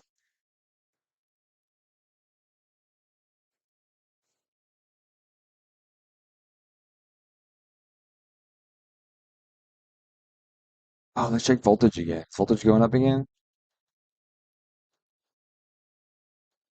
It is. A little bit. 13.1.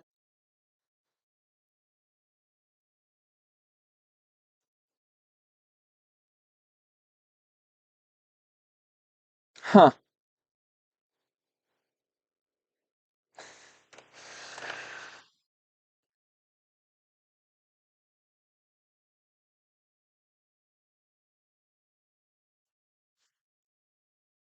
This is weird. This is weird.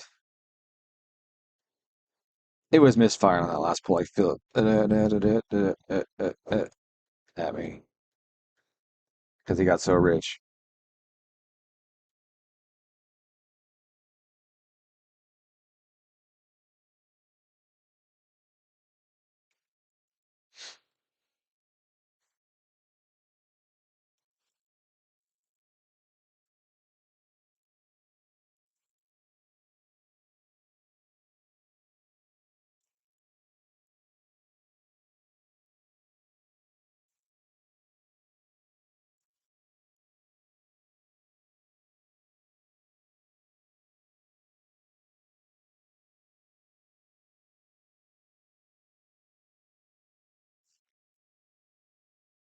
This is truly whack.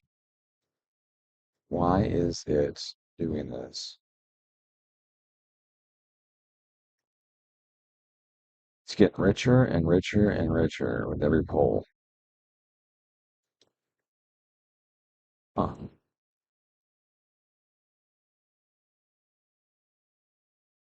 Right. See what that 5% fuel does there.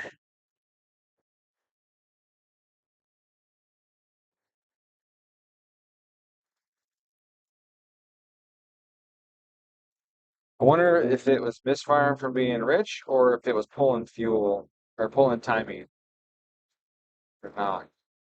No, not pulling time. Okay.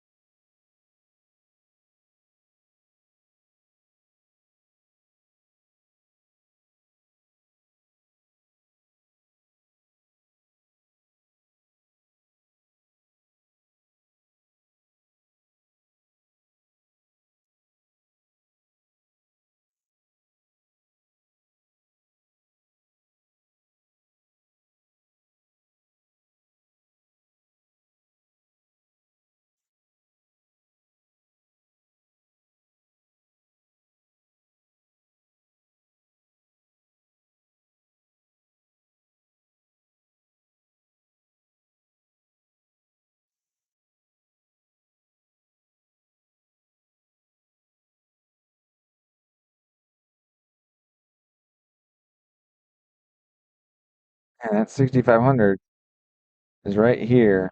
Cam timing starts to drop to zero.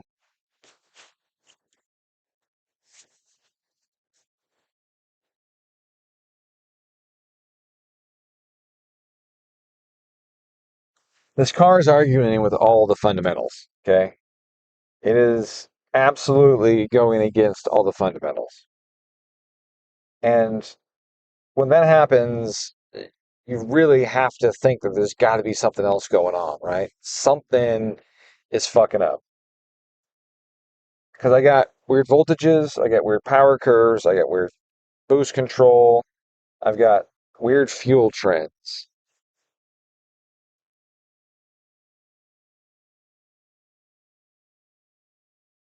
Like right now, based on what I'm seeing, I should add cam timing right here. From 65 to 75, I should add cam timing based on what I'm seeing. That's what the data tells me. My back pressure tells me that I should be adding cam timing through right here through this region.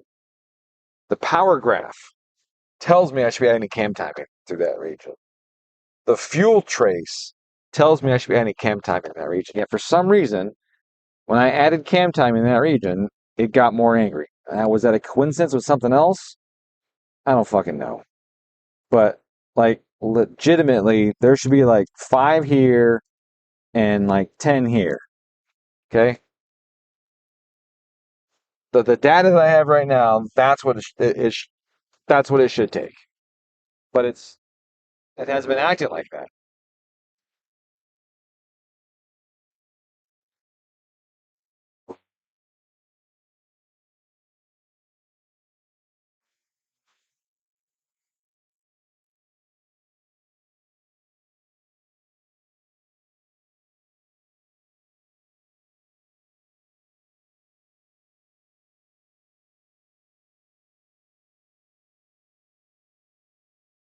I mean, power went up a tiny bit, and the fuel stayed leaner for a smidge longer, but it still ain't right.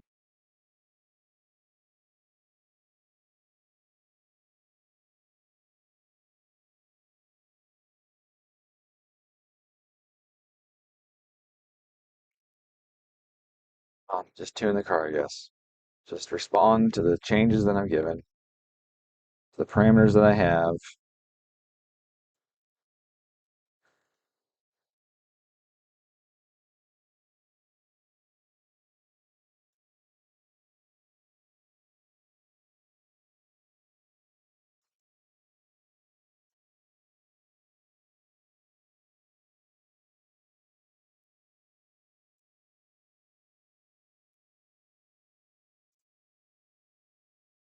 Change my control range on my RPM limit too, because it seems like it's way too much control range. It says 50, but it's cutting like 5 to 600 RPM beforehand.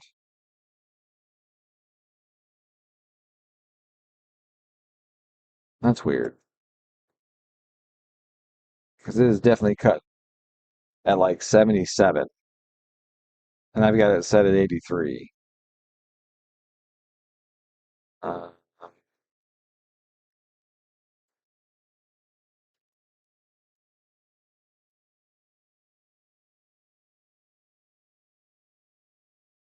oh, it's not cut. I think I hit the dyno speed limit. That's what that is. That where the no, because the power curve is still. See, you hit the dyno speed limit, the power curve stops. Bloop, that's the stop of the window. But you see there, it keeps going and then dips. So I'm not hitting that, but I'm not hitting a fuel cut like I thought I was. So it's just that it's so rich, it's misfiring.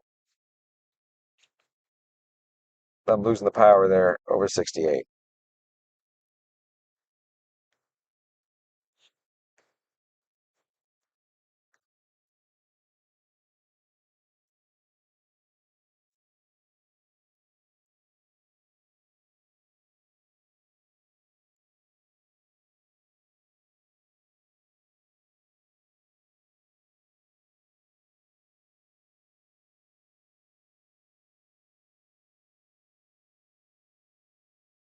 So integral is pulling out 7% because of this target. I don't need this much duty cycle, which we know that we discussed that already.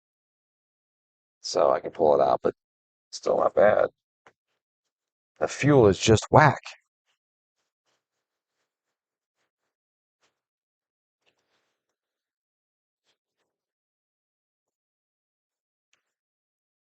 And I just pulled a bunch of fuel out of it. Let's see if it's better. Oh, yeah, let's see if Excel fuel's coming in. Is that popping any fuel in? No, no Excel fuel. That's good. Any wall wetting fuel? I would think so, but I mean that's based on man manifold pressure. Maybe I need to check if there's a filter on this map. Filter's low. Let's go to medium filter. Let's see what happens with that. So what if I'm just having an issue with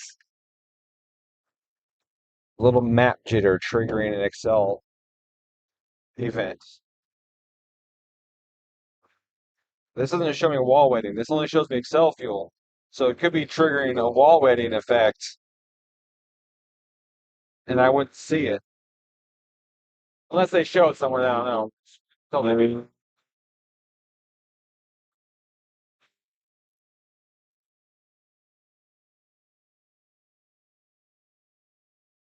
No, this tack is definitely stopping.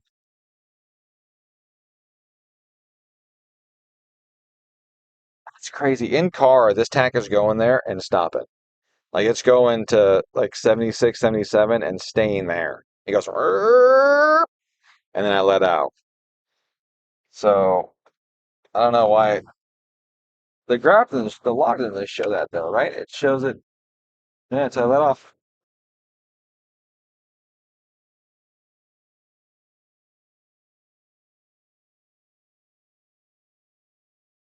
Now I pulled a bunch of fuel out of it. And look at that fuel, mid chain. I pulled fuel out of the top end a bunch. 5%. And it's the same.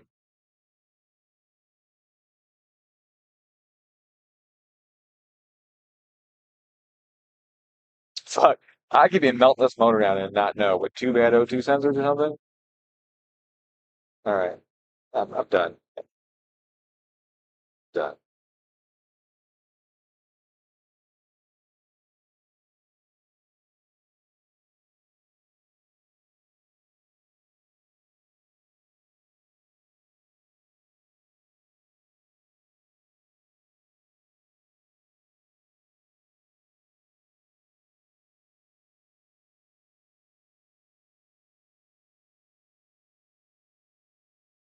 Yeah, this car doesn't do shit. I don't know what's going on with it.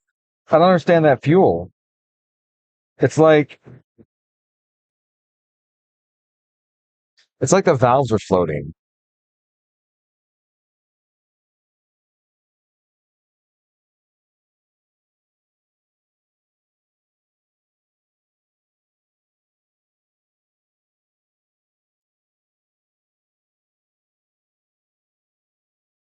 But What springs are in these heads? super players, the ones, the 87 pound or 90 something pound.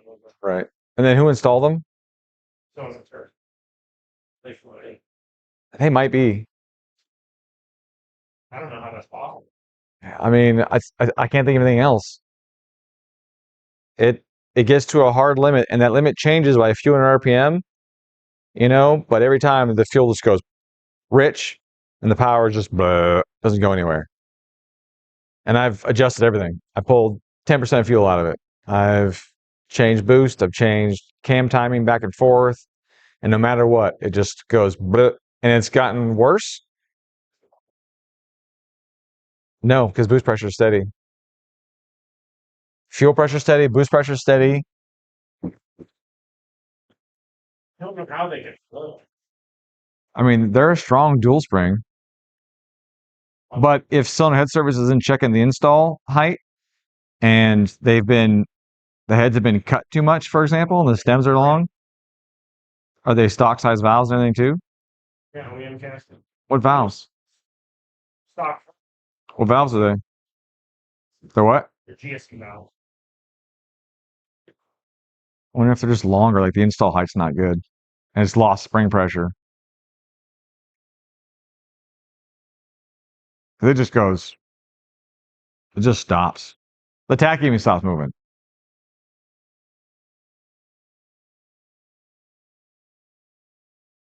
And I'm like, what's going on here? I'm There's a plastic bag in it. Yeah, like that there could be something like that. A rag in the intercooler, but it's weird for sure. It doesn't have a problem making boost. Like once I got above that 30% mark, it started hitting boost targets fine. I'm at 20 right now on pump, which I think is fine. But even at 20 on pump, it's making 440 wheel, and the power is falling after 6,500, 7,000. Yeah, that has ported your IG 950 Are they? with 6 springs. Yeah, this thing should be doing so much more power.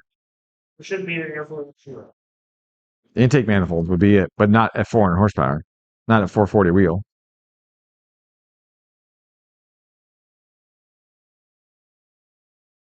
But I've been fighting something. Something's fucky. I wish there was ways to check. Like I see other people do that too. They're like, yeah, it just hit the wall. Wish there was a way to test that shit. Test if it was floating valves. Just test where the restriction. Well, that's what the indications give us. I mean, there's not exhaust restriction because the exhaust pressure is only 15 psi, right? Well, I mean, like where, like, is it pre-interval? Is it post-interval? Is it pre-intake valve? I don't think it's restriction because if there was restriction, it would take more exhaust pressure to make the same boost target, and it's not. It's flat. The amount of work the turbine needs to hit the boost target is a fixed amount. It's going pretty much flat. Like it's not having a hard time hitting boost. He's on the phone. Yeah. So like if there was a boost leak, exhaust pressure would keep going up because the gate's closing and we're trying to get, trying to force it to make. Either way. 40 pounds of boost for the cooler and 6 pounds on the others. Right. But you would see that in the exhaust pressure. Because exhaust pressure is the force that creates boost, right? You would see that there. And it's less than one. Oh yeah, it's way less. It's 10 pounds less. 6 pounds less than 1 to 1. Which means it should be flowing like an animal. Is it pushing the gate? No, because it's hitting the targets, right? The gate's already open. Yeah. Yeah.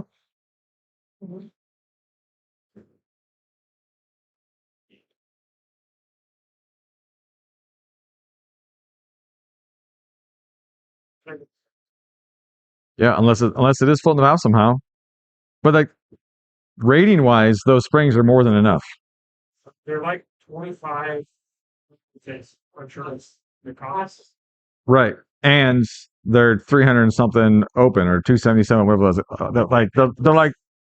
They're fucking small block Chevy type fucking open numbers, right? And yeah, so they should be fine. But if the install height's wrong, then it's going to be low.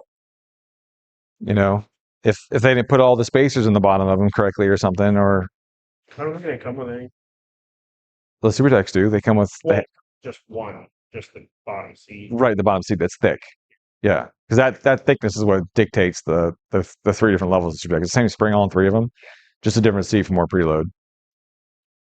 Unless they accidentally put stock seats back in it. Right. Didn't put those in there and put stock ones or something. That's fucking possible. It's definitely possible. Because it's never would have looked at that. Yeah, I mean it's not doing anything. We have pictures of, we do have pictures of the heads. Oh, I have pictures of Matt's heads. I mean, no. Well, I had pre-assembled heads on the bench.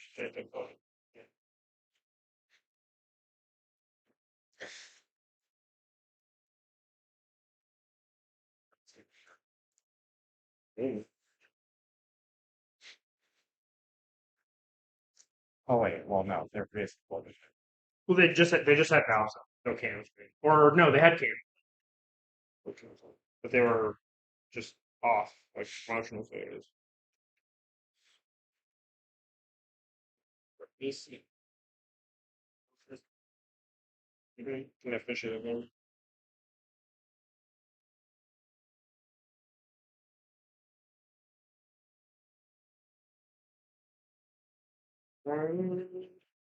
They are 950 hit. They got like oh wow, okay.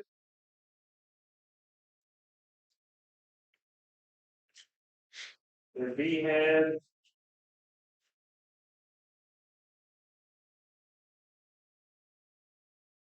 It was if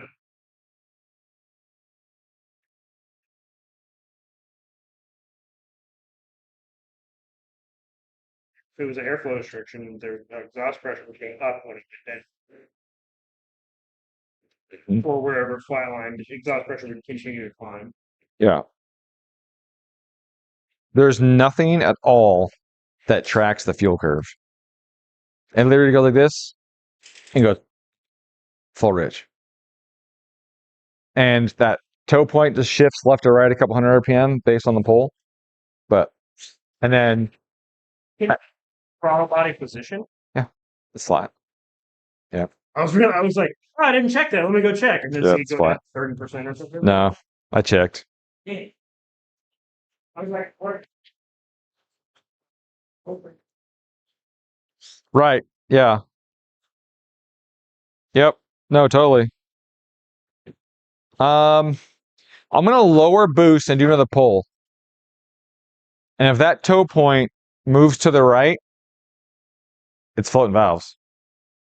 Because exhaust pressure and boost pressure want to keep the valves open. So if that toe point shifts right again, then it's valves. I'll find out.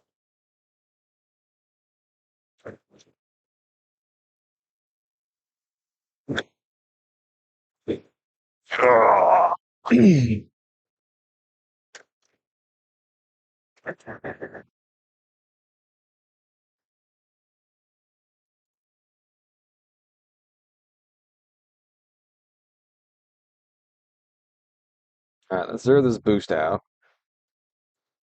Let's zero the boost out. And then, whoops, not that one.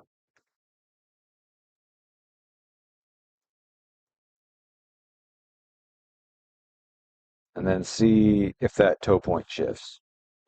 If that toe point shifts with the reduction in boost, then we know it's the fucking valves are float. And then that's a matter of install height on the springs or something.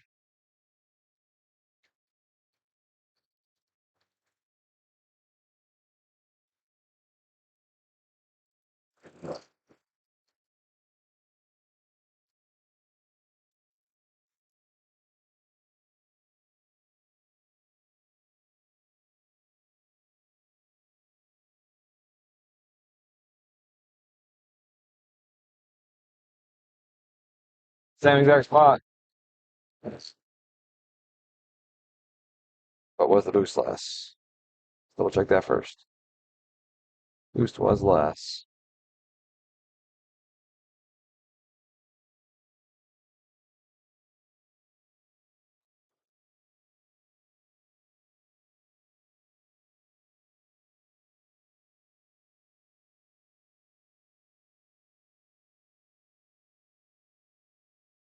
Bottle's still open. It does have this trend though. That is interesting there.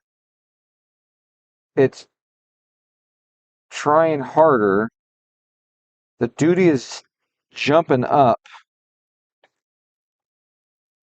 I mean, the position is maxed, but look at the current. The motor duty is climbing and it's starting right here. What RPM is that?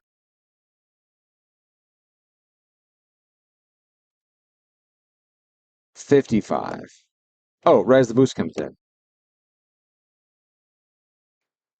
Okay, the boost is trying to shut the throttle body, sure, and the current's climbing. Okay, that's fine.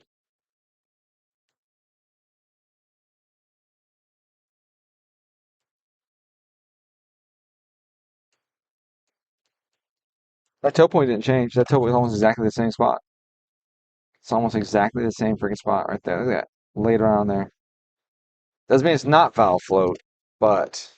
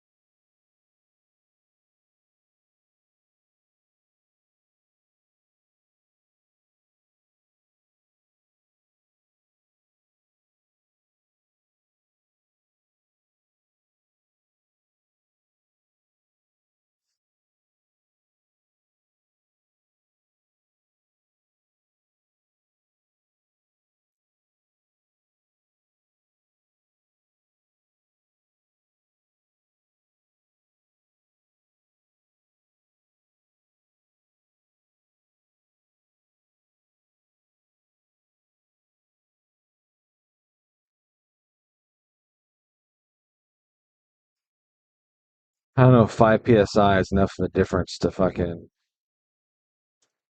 to move that tow point. Five's enough.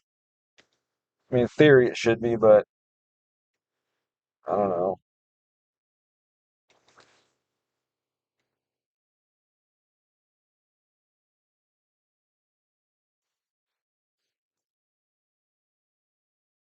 Let's just put ethanol in and try it. Oh, what's the gas level? Okay.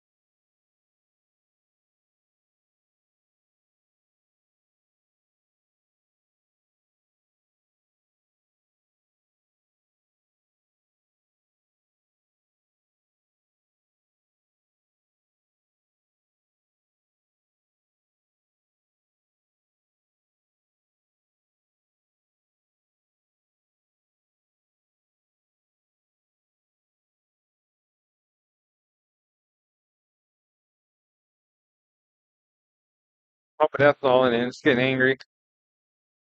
Obviously, got some things to adjust.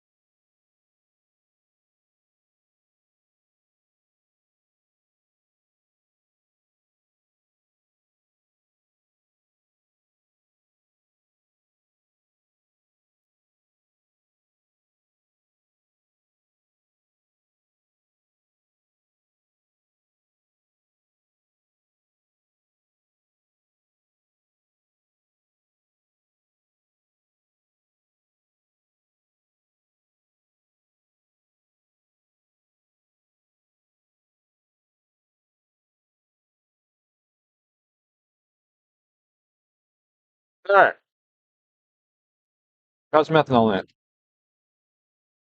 Let's see how much. 48%. Right?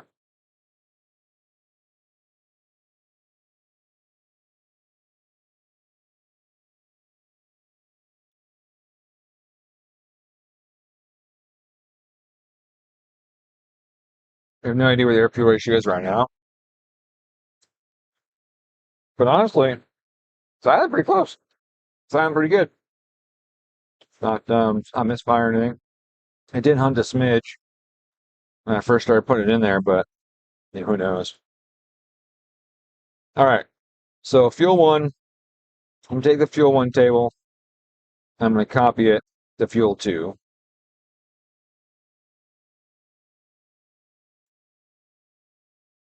So we can start from there. And then my target table should be leaner, which it is. Yeah, it's leaner. I like that. And my boost table, let's go to that. So boost two is going to start to come in.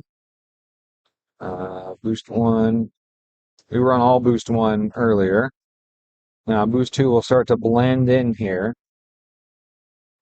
I think I have the same thing set here right now, don't I? Yeah, okay.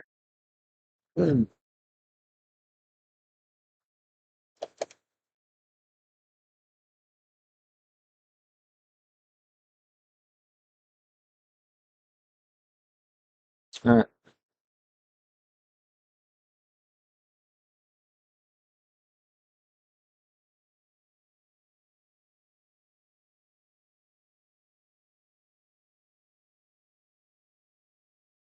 Okay.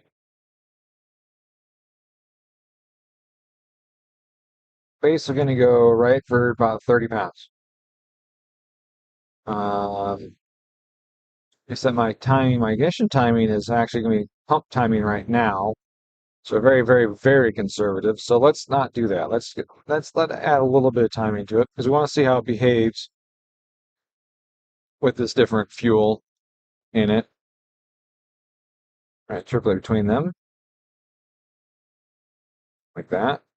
And this is going to be nice linear right now. And you don't need to be linear, really. We want it to be closer to that boost table ratio.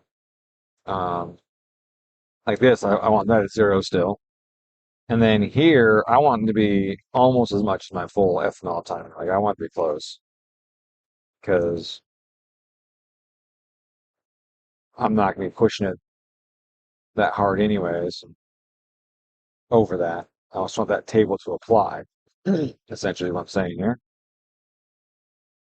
It's like that. Okay. And now table one. That's a shitty page to do this on. Let's swap the page here.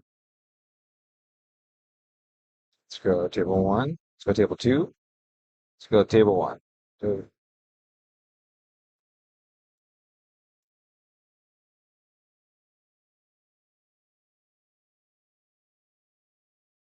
stuck in that display mode. Here we go. Okay, I'm going to copy this guy. Go to table two. Paste that guy. Okay, that did not work because the whole table is missing the axes. So we got to export to clipboard here, and then come in here, we import from clipboard right there. And then up top,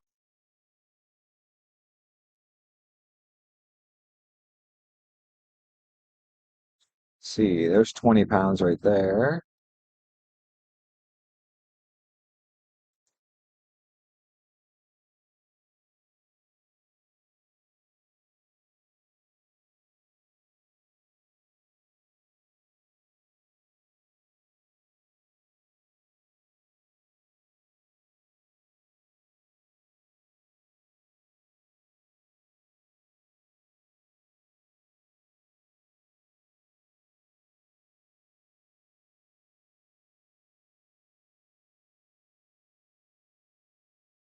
All right.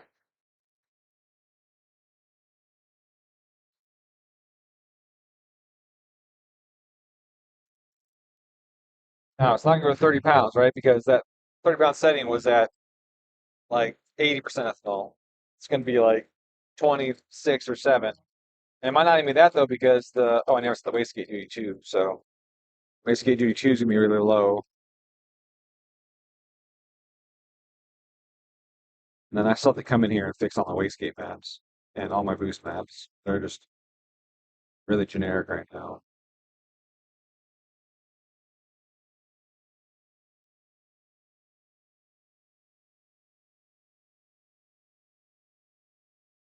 They're very blocky, so I gotta come in and make some changes and smooth those out.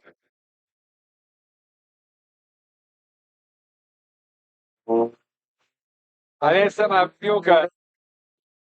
I didn't set my boost cut,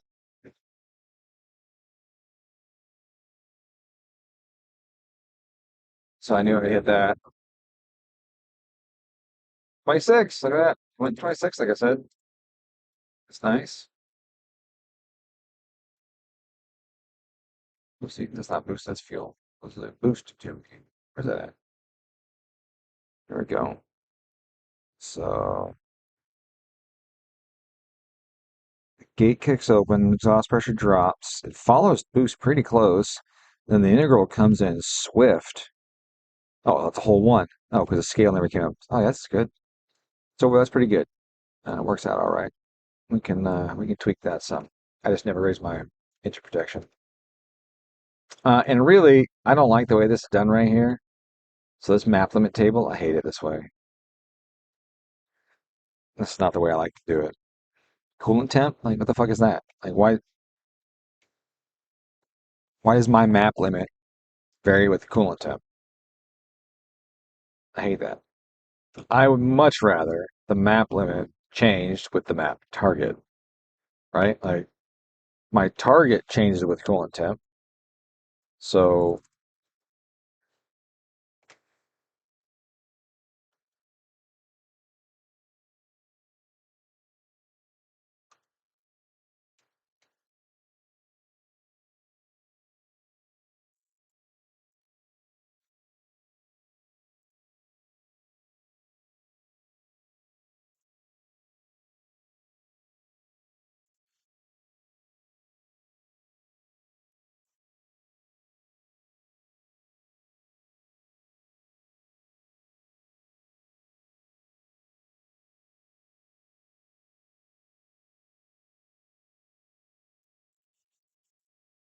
so like, this would be 55. This would be 53. No, 51. The What do I want to go? 4 over? I got 3 over there. 3 psi, 3 psi. Yeah, we'll do 3 psi. That sounds good. 47. We'll go back here actually, closer to this. So my target right there is 21. So we're gonna go 24. But my wastegate is a minimum of 16, so that should be 30. And then this will be 33. So there's no point in having it down here, right? This whole lower area makes no sense to even have it down there. And then we go like this, and that should be good, right? So I got that's 5-ish. Oh, it didn't fucking weight it based on the axes? Come on, Link. Give me a break.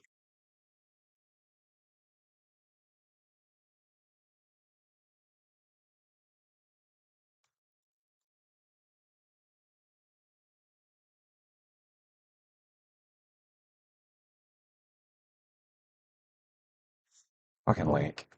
Why would you not weight the interpolation function based on the axis size? Like that's fucking interpolation 101. They did it just based on the cell location, not on the actual size of.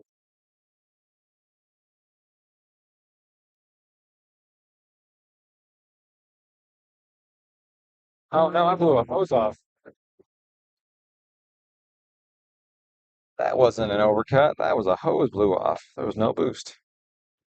Man,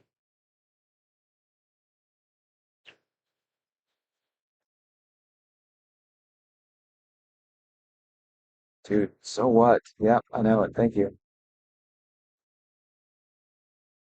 Air fuel, horsepower. There is no boost pressure. The one before, though, it was on its way.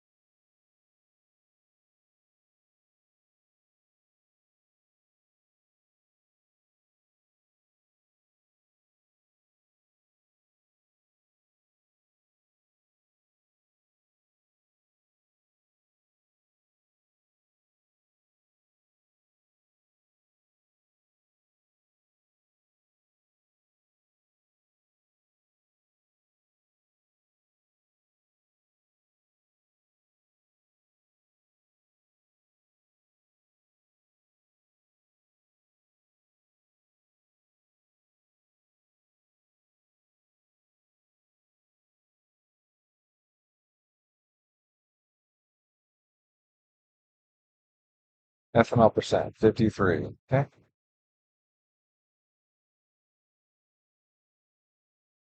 All right, save that. Save that. Turn this off. Fix boost leak.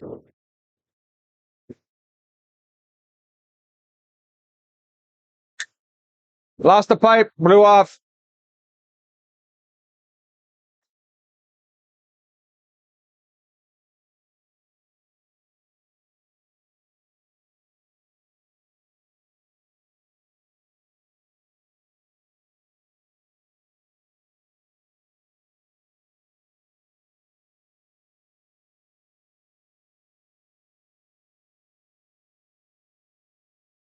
Throttle body coupler. I got ethanol in it. We're actually just jumping on. So I guess this is a cheapo. Yeah. I don't know if they're 10 or 11. I don't know what size you guys use. What are you doing to Carson's car? What? No.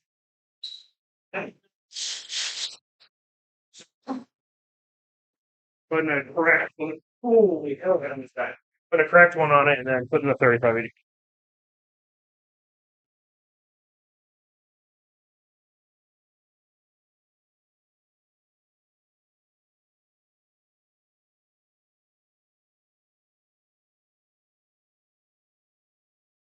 Oh, any more food in here? Did Chase ever get food? So, oh, you didn't get any meat? No, I was going to. Cheetos, there's pickles, there's Reese's, and there's a protein shake. Hmm. And crackers. It's all. What's with Spindler's car? What do you mean? Well, he's not working on it. He's working on Carson's car. So, like, I'm just wondering, like, is there something waiting on? We ordered something. It can be. Gotcha. But I know that all next week you have to pick up the Spindlers. So, Gotcha. I know that we were hoping to have Spindlers fire today, but it's something it's missing out.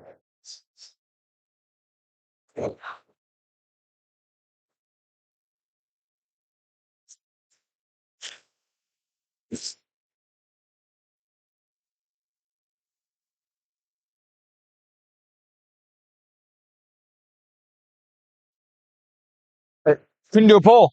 Ah, I didn't do a pull. I tried and it stopped because it blew off.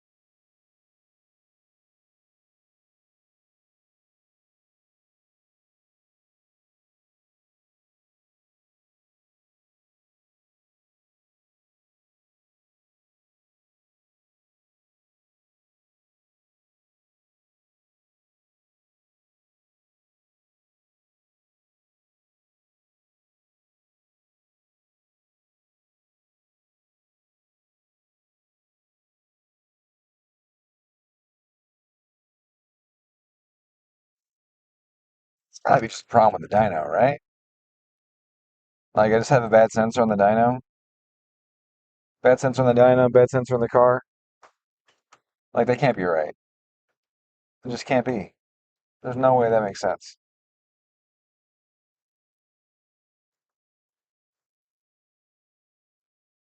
Hey, power climbed on that one. Ethanol. I liked ethanol.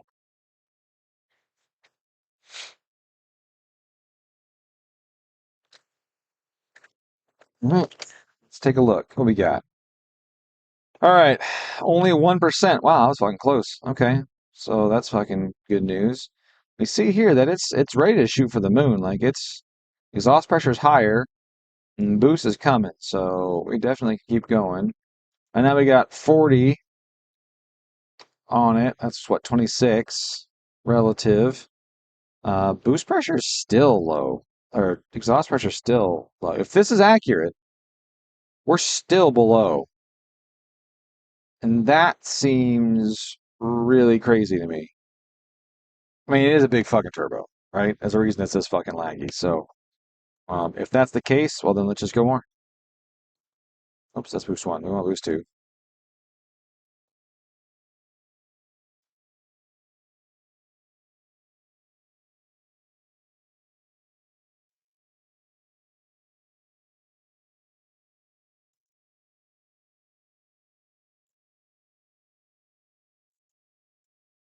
All right. When's this RPM here? This is right at 6. So I want at 6 to be higher because I don't want to fucking cut down. I want to see that curve follow and do this number. Okay. So we're adding like 5 pounds of boost here, 4 pounds of boost. That'll just help flow up here a little bit. This is really close, which means we're going to have to raise it up at some point, but we'll see where it goes on the closed loop control before we do that. Knock wise, this thing should be quiet as a mouse. Looks exactly the same, so it's good, nice and quiet.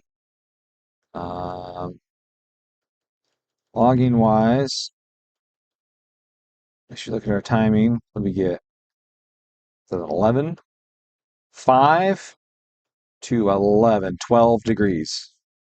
Okay, so 5 at peak boost at 27 psi at 5900 and 12 up top, which means as I crank this boost up, I'll be able to add a little bit of timing up top too and make that carry a little better. I'm still trying to figure out why the TAC keeps stopping at 77. That's really a trip. Is there a speed limit on this thing? And that's off. That's off. That's off. RPM limit, fuel cut. There's only one table. The controlling is only 50 RPM from it. This doesn't show any cuts. Or does it? Ignition cut 0. And he gets cut when I let off.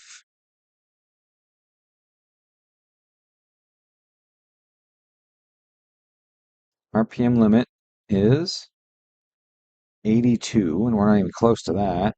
We're 500 RPM away from that. What is stopping it? Let's go aux outputs. See if the TAC has a limit on it. Max RPM. There it is, right there, son of a bitch. Go 8,500. Like that. There it is. There's that. Figure that one out. Okay. And timing is still pretty fucking conservative, so that's good. I'm adding boost. That's good. Boost is now in the 40 something.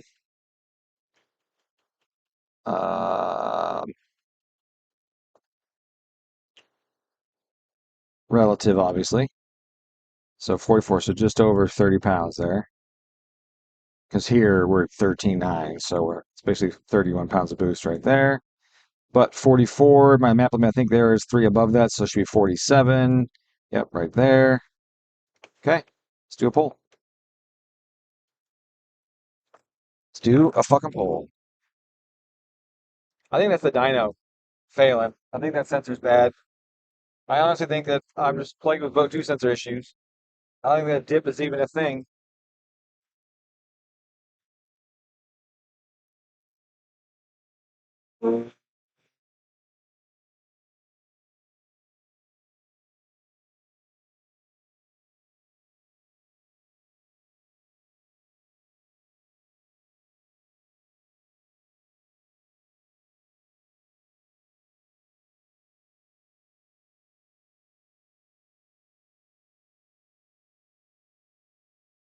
Got some blow by. That thing's fucking chooching when I get in the boost. But where's it chooching out of? That's what I want to know.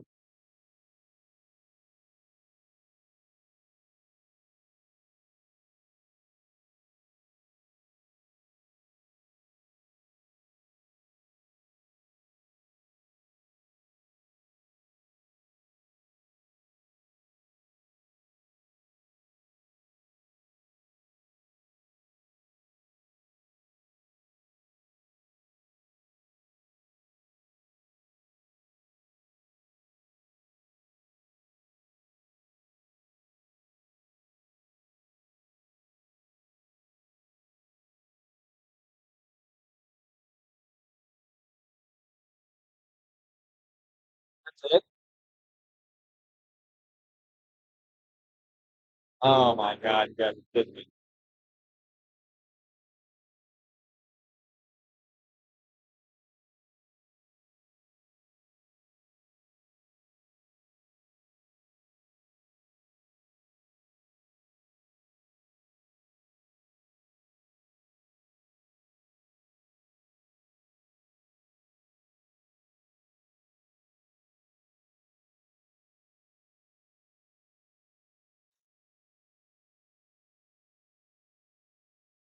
I don't even want to talk about it. I don't even want to talk about what I found. I don't want to talk about it. It's the internet. It's forever. It's not good. I don't want to talk bad about somebody on the internet. It lasts forever. I'm not going to talk about it.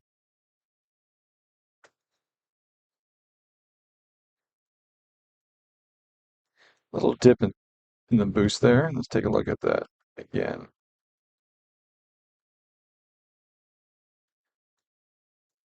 Slow wastegate integral.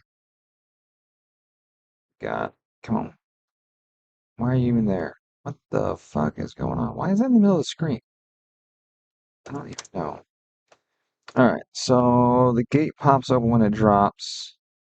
Gives me a wiggle. I don't like the wiggle, but that's what happens because the gate pops open. It's dropping down into 35 range because there's some derivative on top of that in a position of 40. We're looking here on top, the hit target is 45. So for this boost target, our wastegate table is going to want to be 45. So we're going to go down here. Obviously, we're off the chart now. And this layout is broken. I got to fix this layout. This layout sucks balls. It sucks the balls. Balls. I like balls. Let's see, 44, 50. Okay. How does this go? 7, 8,000.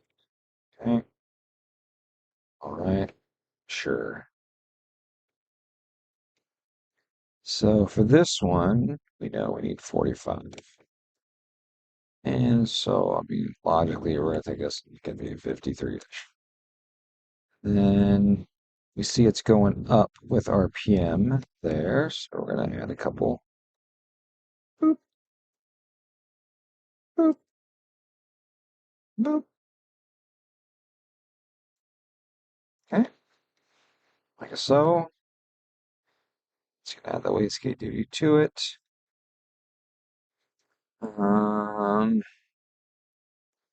Yeah. Honestly, I don't even like using the wastegate duty cycle map 2. I don't like even using number 2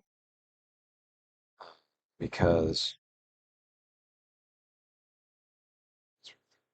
I guess I should correct that. I don't like having them different. I don't need to have them different because it's based on the target. Um, it is affected by ethanol. Ethanol does make a spool faster, so sometimes I need some small tweaks.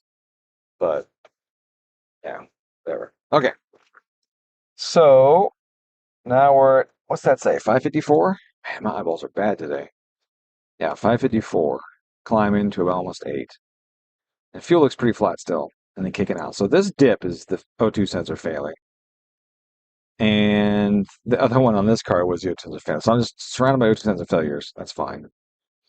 Um, but overall, 5862, shit.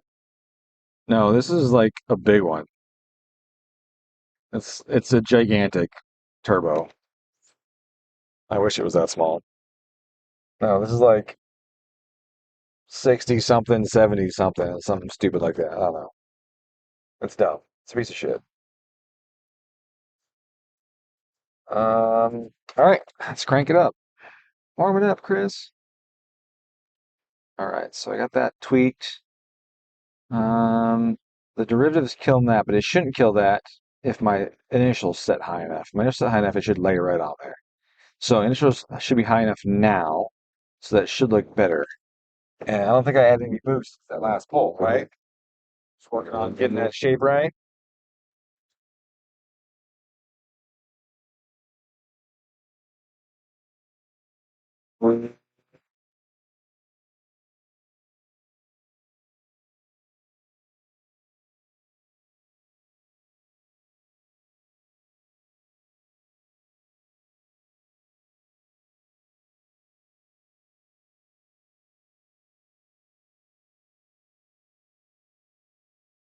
See that?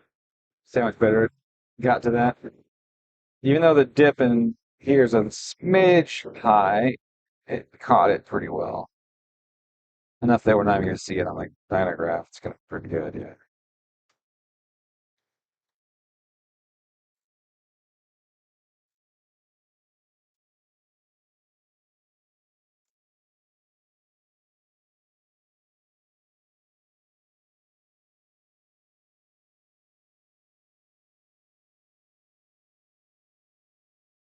Wow. I'm at 30 pounds of boost to hit 550.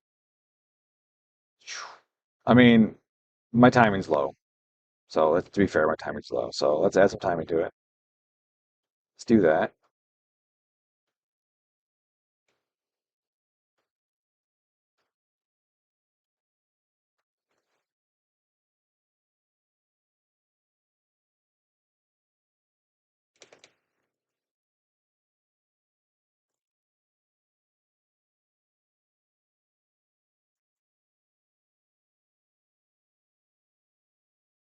That's 1 degree.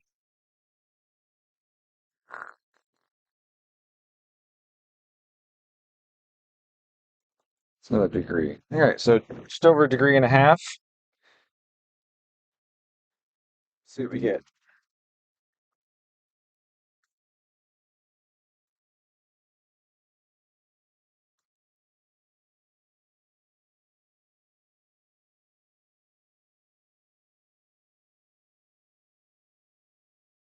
All right, just over a degree and a half. See how much power that gives us. If it's a big jump, then we know we need to add more. If it's a small jump, we don't. See, like 20 horsepower. Oopsie, I fucked that up. We want to see like 20 horsepower. We want to see out of that.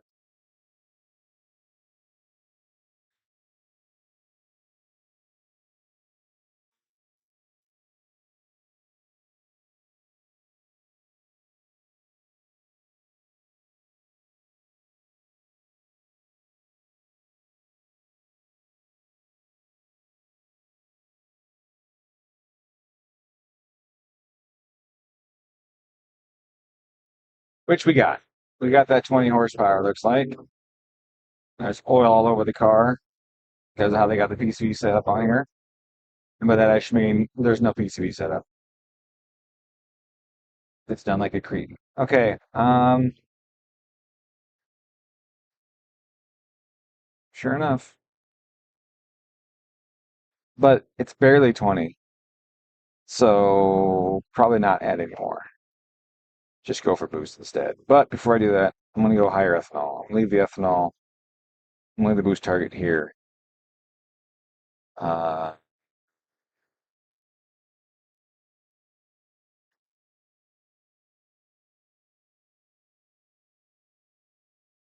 wow. 30 psi on this gigantic turbo to hit 570.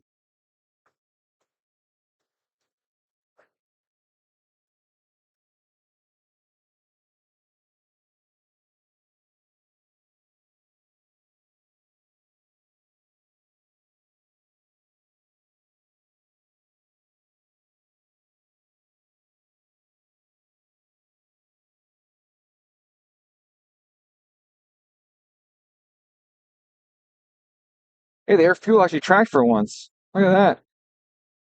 Air fuel stayed on. My VE was right. Look at that. That's fucking pretty amazing. Almost like I've done this before. Knew what the VE should look like, and sure enough, look at that. And there's no closed loop on right now. This is open loop right now. For those that just joined, this is fucking open loop. There is no closed loop fueling going on at this moment. The O2 sensor is unplugged because the controller was fucking up. So I would say that that is pretty fucking good, honestly. Power ain't. Power ain't good. Need 31 psi to hit fucking 570 wheel. That is not good.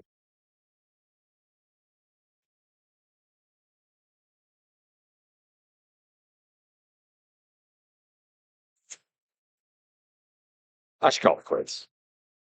There's oil all over the fucking place right now. I should just call it quits. Let them fix their PCB setup that doesn't work. Yeah. And oops. Let them fix that and don't make a bigger mess than they need to.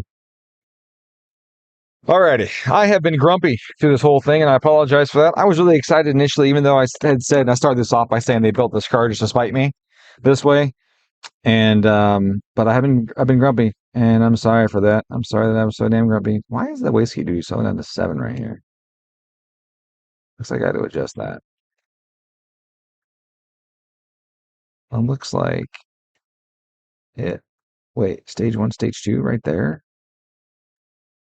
Okay, so I need to tweak that. Which I'll do later though. That hurt that spool the last time, even though you can't tell. That technically would have hurt the spool. Should have hurt the spool. So I need to tweak that a smidge so that stays higher right there. It's just because these are too close together. I got to raise this boost target up a little bit at this RPM. And then, yeah. Anyways, what does your D30 look like with it? Yeah. Yeah, it's going to look way better. It's going to look way better even on a 2.3. So let's see. Man, I wish I can remember Nolan's fucking, what was his license plate number? Okay, let's do this. We'll do this. We'll bring up this one. And then we'll bring up the 2.3.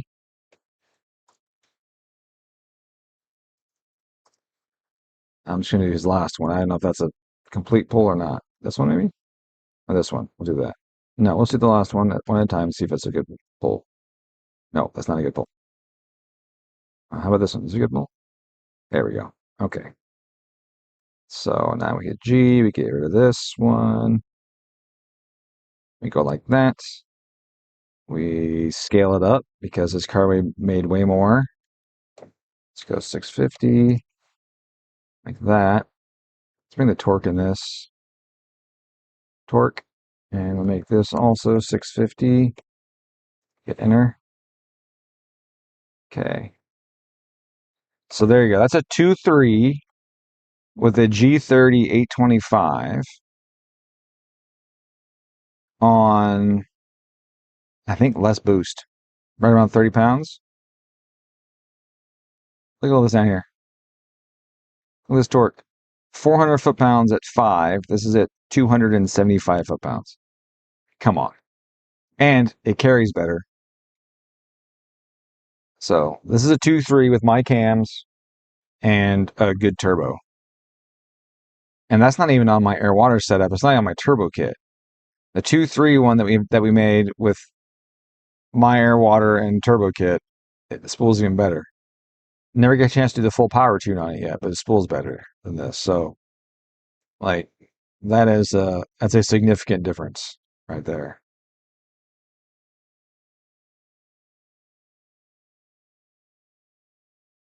Look at that.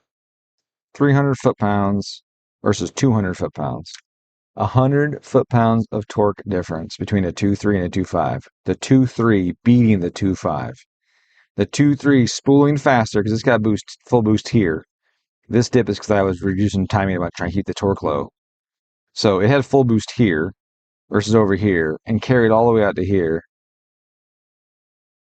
Yeah, the 2.3 with the G30 is way fucking better than this. Good call, Mark. Man, both marks are here.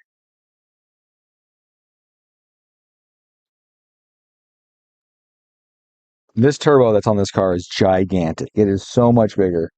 And it's rated for so much more. And yet here we are at less boost, or at more boost making less power than the 2.3. So I had less displacement before, less displacement, and less boost making more power. It's almost like all the internet shit is bullshit. I mean, Precision Turbo's been bullshit for a long time, in my opinion, so that's just kind of another way of proving it. It's bad. It's bad. Now, hold on a second. I need to stop. I need to specify, however, that the 2.3 did have a Cosworth intake manifold. So that would definitely contribute to the top end horsepower gain. But that would also contribute to a laggier turbo with less torque, which it did have less torque and it was laggier than a stock manifold 2.3. but it beats the shit out of this stock manifold 2.5 with this big ass stupid turbo on it. So the power gain, I would say, is probably more manifold and geometry. But the low end is all the turbo. Because both these cars have my cams in them. They're both my cams. Just this one's 2.5 versus 2.3. Shitty turbo, good turbo. They're both big front mounts that I don't like. They're not air waters that I prefer. Yeah. And this got the ETS kit, which is so stupid because the turbo's like a mile from the engine, and the downpipe is a cheated 90 that like is all pinched and everything. The ETS kit sucks. They're all clout. Whereas like our kit, for example, it leaves the turbo an uncheated bend and has less angle and goes down. It flows so much straighter, and the turbo's closer to the engine. It spools faster, makes more power easier. It's just silly. But, yeah. I've only sold 5 of them. Talk about tank baffling and vortex stuff. Yeah, okay, I'll do that a little bit quick. Okay, so the reason I told you that no, you don't need to do anything around the air inlet is because there's already air in there, right? There's already air in there. And the vortex is coming from the high speed suction pressure at the drain, right? It's not because air PCB is pushing on top, right? The source of that suction is at the drain. So I have this hole and I've got it sucking really fast. I got this real high velocity, right? The high velocity is going to create a low pressure right there. And so it's going to want to suck as fast as it can. Well, the thing that's going to relieve it the most is air, right? So I have aerated oil already because it's going to be aerated from being in the engine. It's going to have air pockets in it. And it's going to very easily just create a little vortice and start drawing air in. And I've seen it a bunch. So you need to diffuse that suction better. That suction is too abrupt. You got to diffuse it and or baffle it to do with like kind of like a suction brake kind of thing. Put a plate above it so that when it's sucking, it has to draw from around the plate. Right now, it's all slowed down. Right, the high speed area is isolated and can't draw a little vortex into it without going around this plate and everything. And by then, to get around this plate, well, the velocity is dropped because I have this larger area. So that's why I'm saying you gotta, why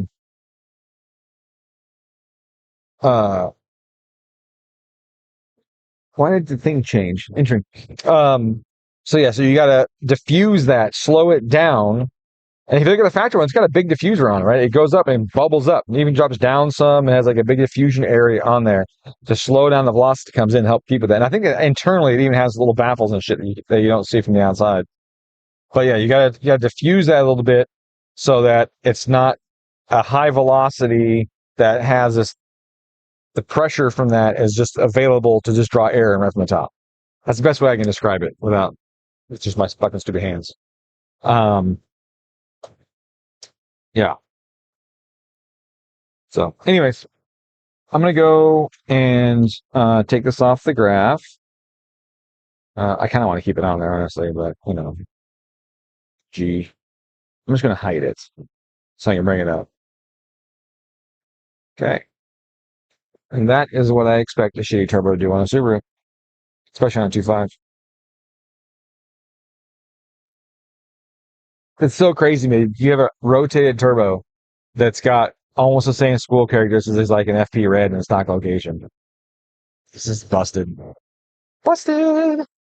So, anyways, I hope that explained a little bit on that Vortex thing like we were talking about and all of that. I hope that makes sense. So that's why I was saying a baffle above it, right? Because we need to stop that vortex from forming, right? If we make it travel longer to get to it, well, by the time it gets out here, that pressure's gonna be broken up, the velocity's dropped and everything. So we're creating that really high velocity, low pressure region in an encapsulated area that's going to stay below the oil level. Then that way that vortex won't form. That's the best way I can describe it. So, okay, all right, I gotta go. It's been a long day of fighting the same shit that I always gotta fight, and I got some stuff to do. I gotta do community service tomorrow. It's my last one, thankfully, and I just got a bunch to do. So I appreciate you guys stopping by. I would have started about an hour and a half earlier. My computer would not talk to the link. Every time I'd hit communicate, it blue screen the computer. So I uninstalled everything, updated the BIOS, updated or uninstalled all the drivers, updated drivers, and all kinds of stuff. So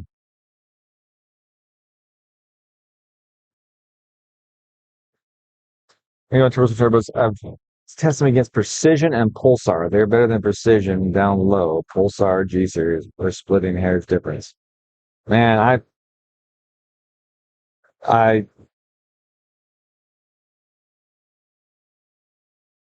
yeah, no, that just isn't possible. I would seriously question the test methods if you're saying that. That doesn't make any sense. I'm gonna have to say with no fucking way. Not even a little bit. Maybe because it's Pulsar, but not an authentic G series. There's no fucking way. Yeah. I mean the engineering on these things is garbage. Like it ain't even good. So yeah, no, I would absolutely question every test he ran against that. Or maybe misunderstood some interpretation or something because a lot of people think that, oh, look at it on the dyno, it's spooled faster and stuff. And while I'm showing you that myself, there's still a lot about spool on a dyno based on the ramp rate and that kind of stuff too. So um, I didn't even mention that, but shit, this thing is set for a much lower ramp rate than the other one is, which would make it spool faster. The other one had an even higher ramp rate.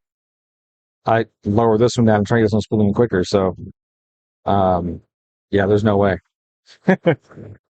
No, but yeah, I'm definitely giving up on them. I gave them before I even started them. I knew they were shit. So, anyways, have yourselves a good one. I appreciate your input though, regardless. Even though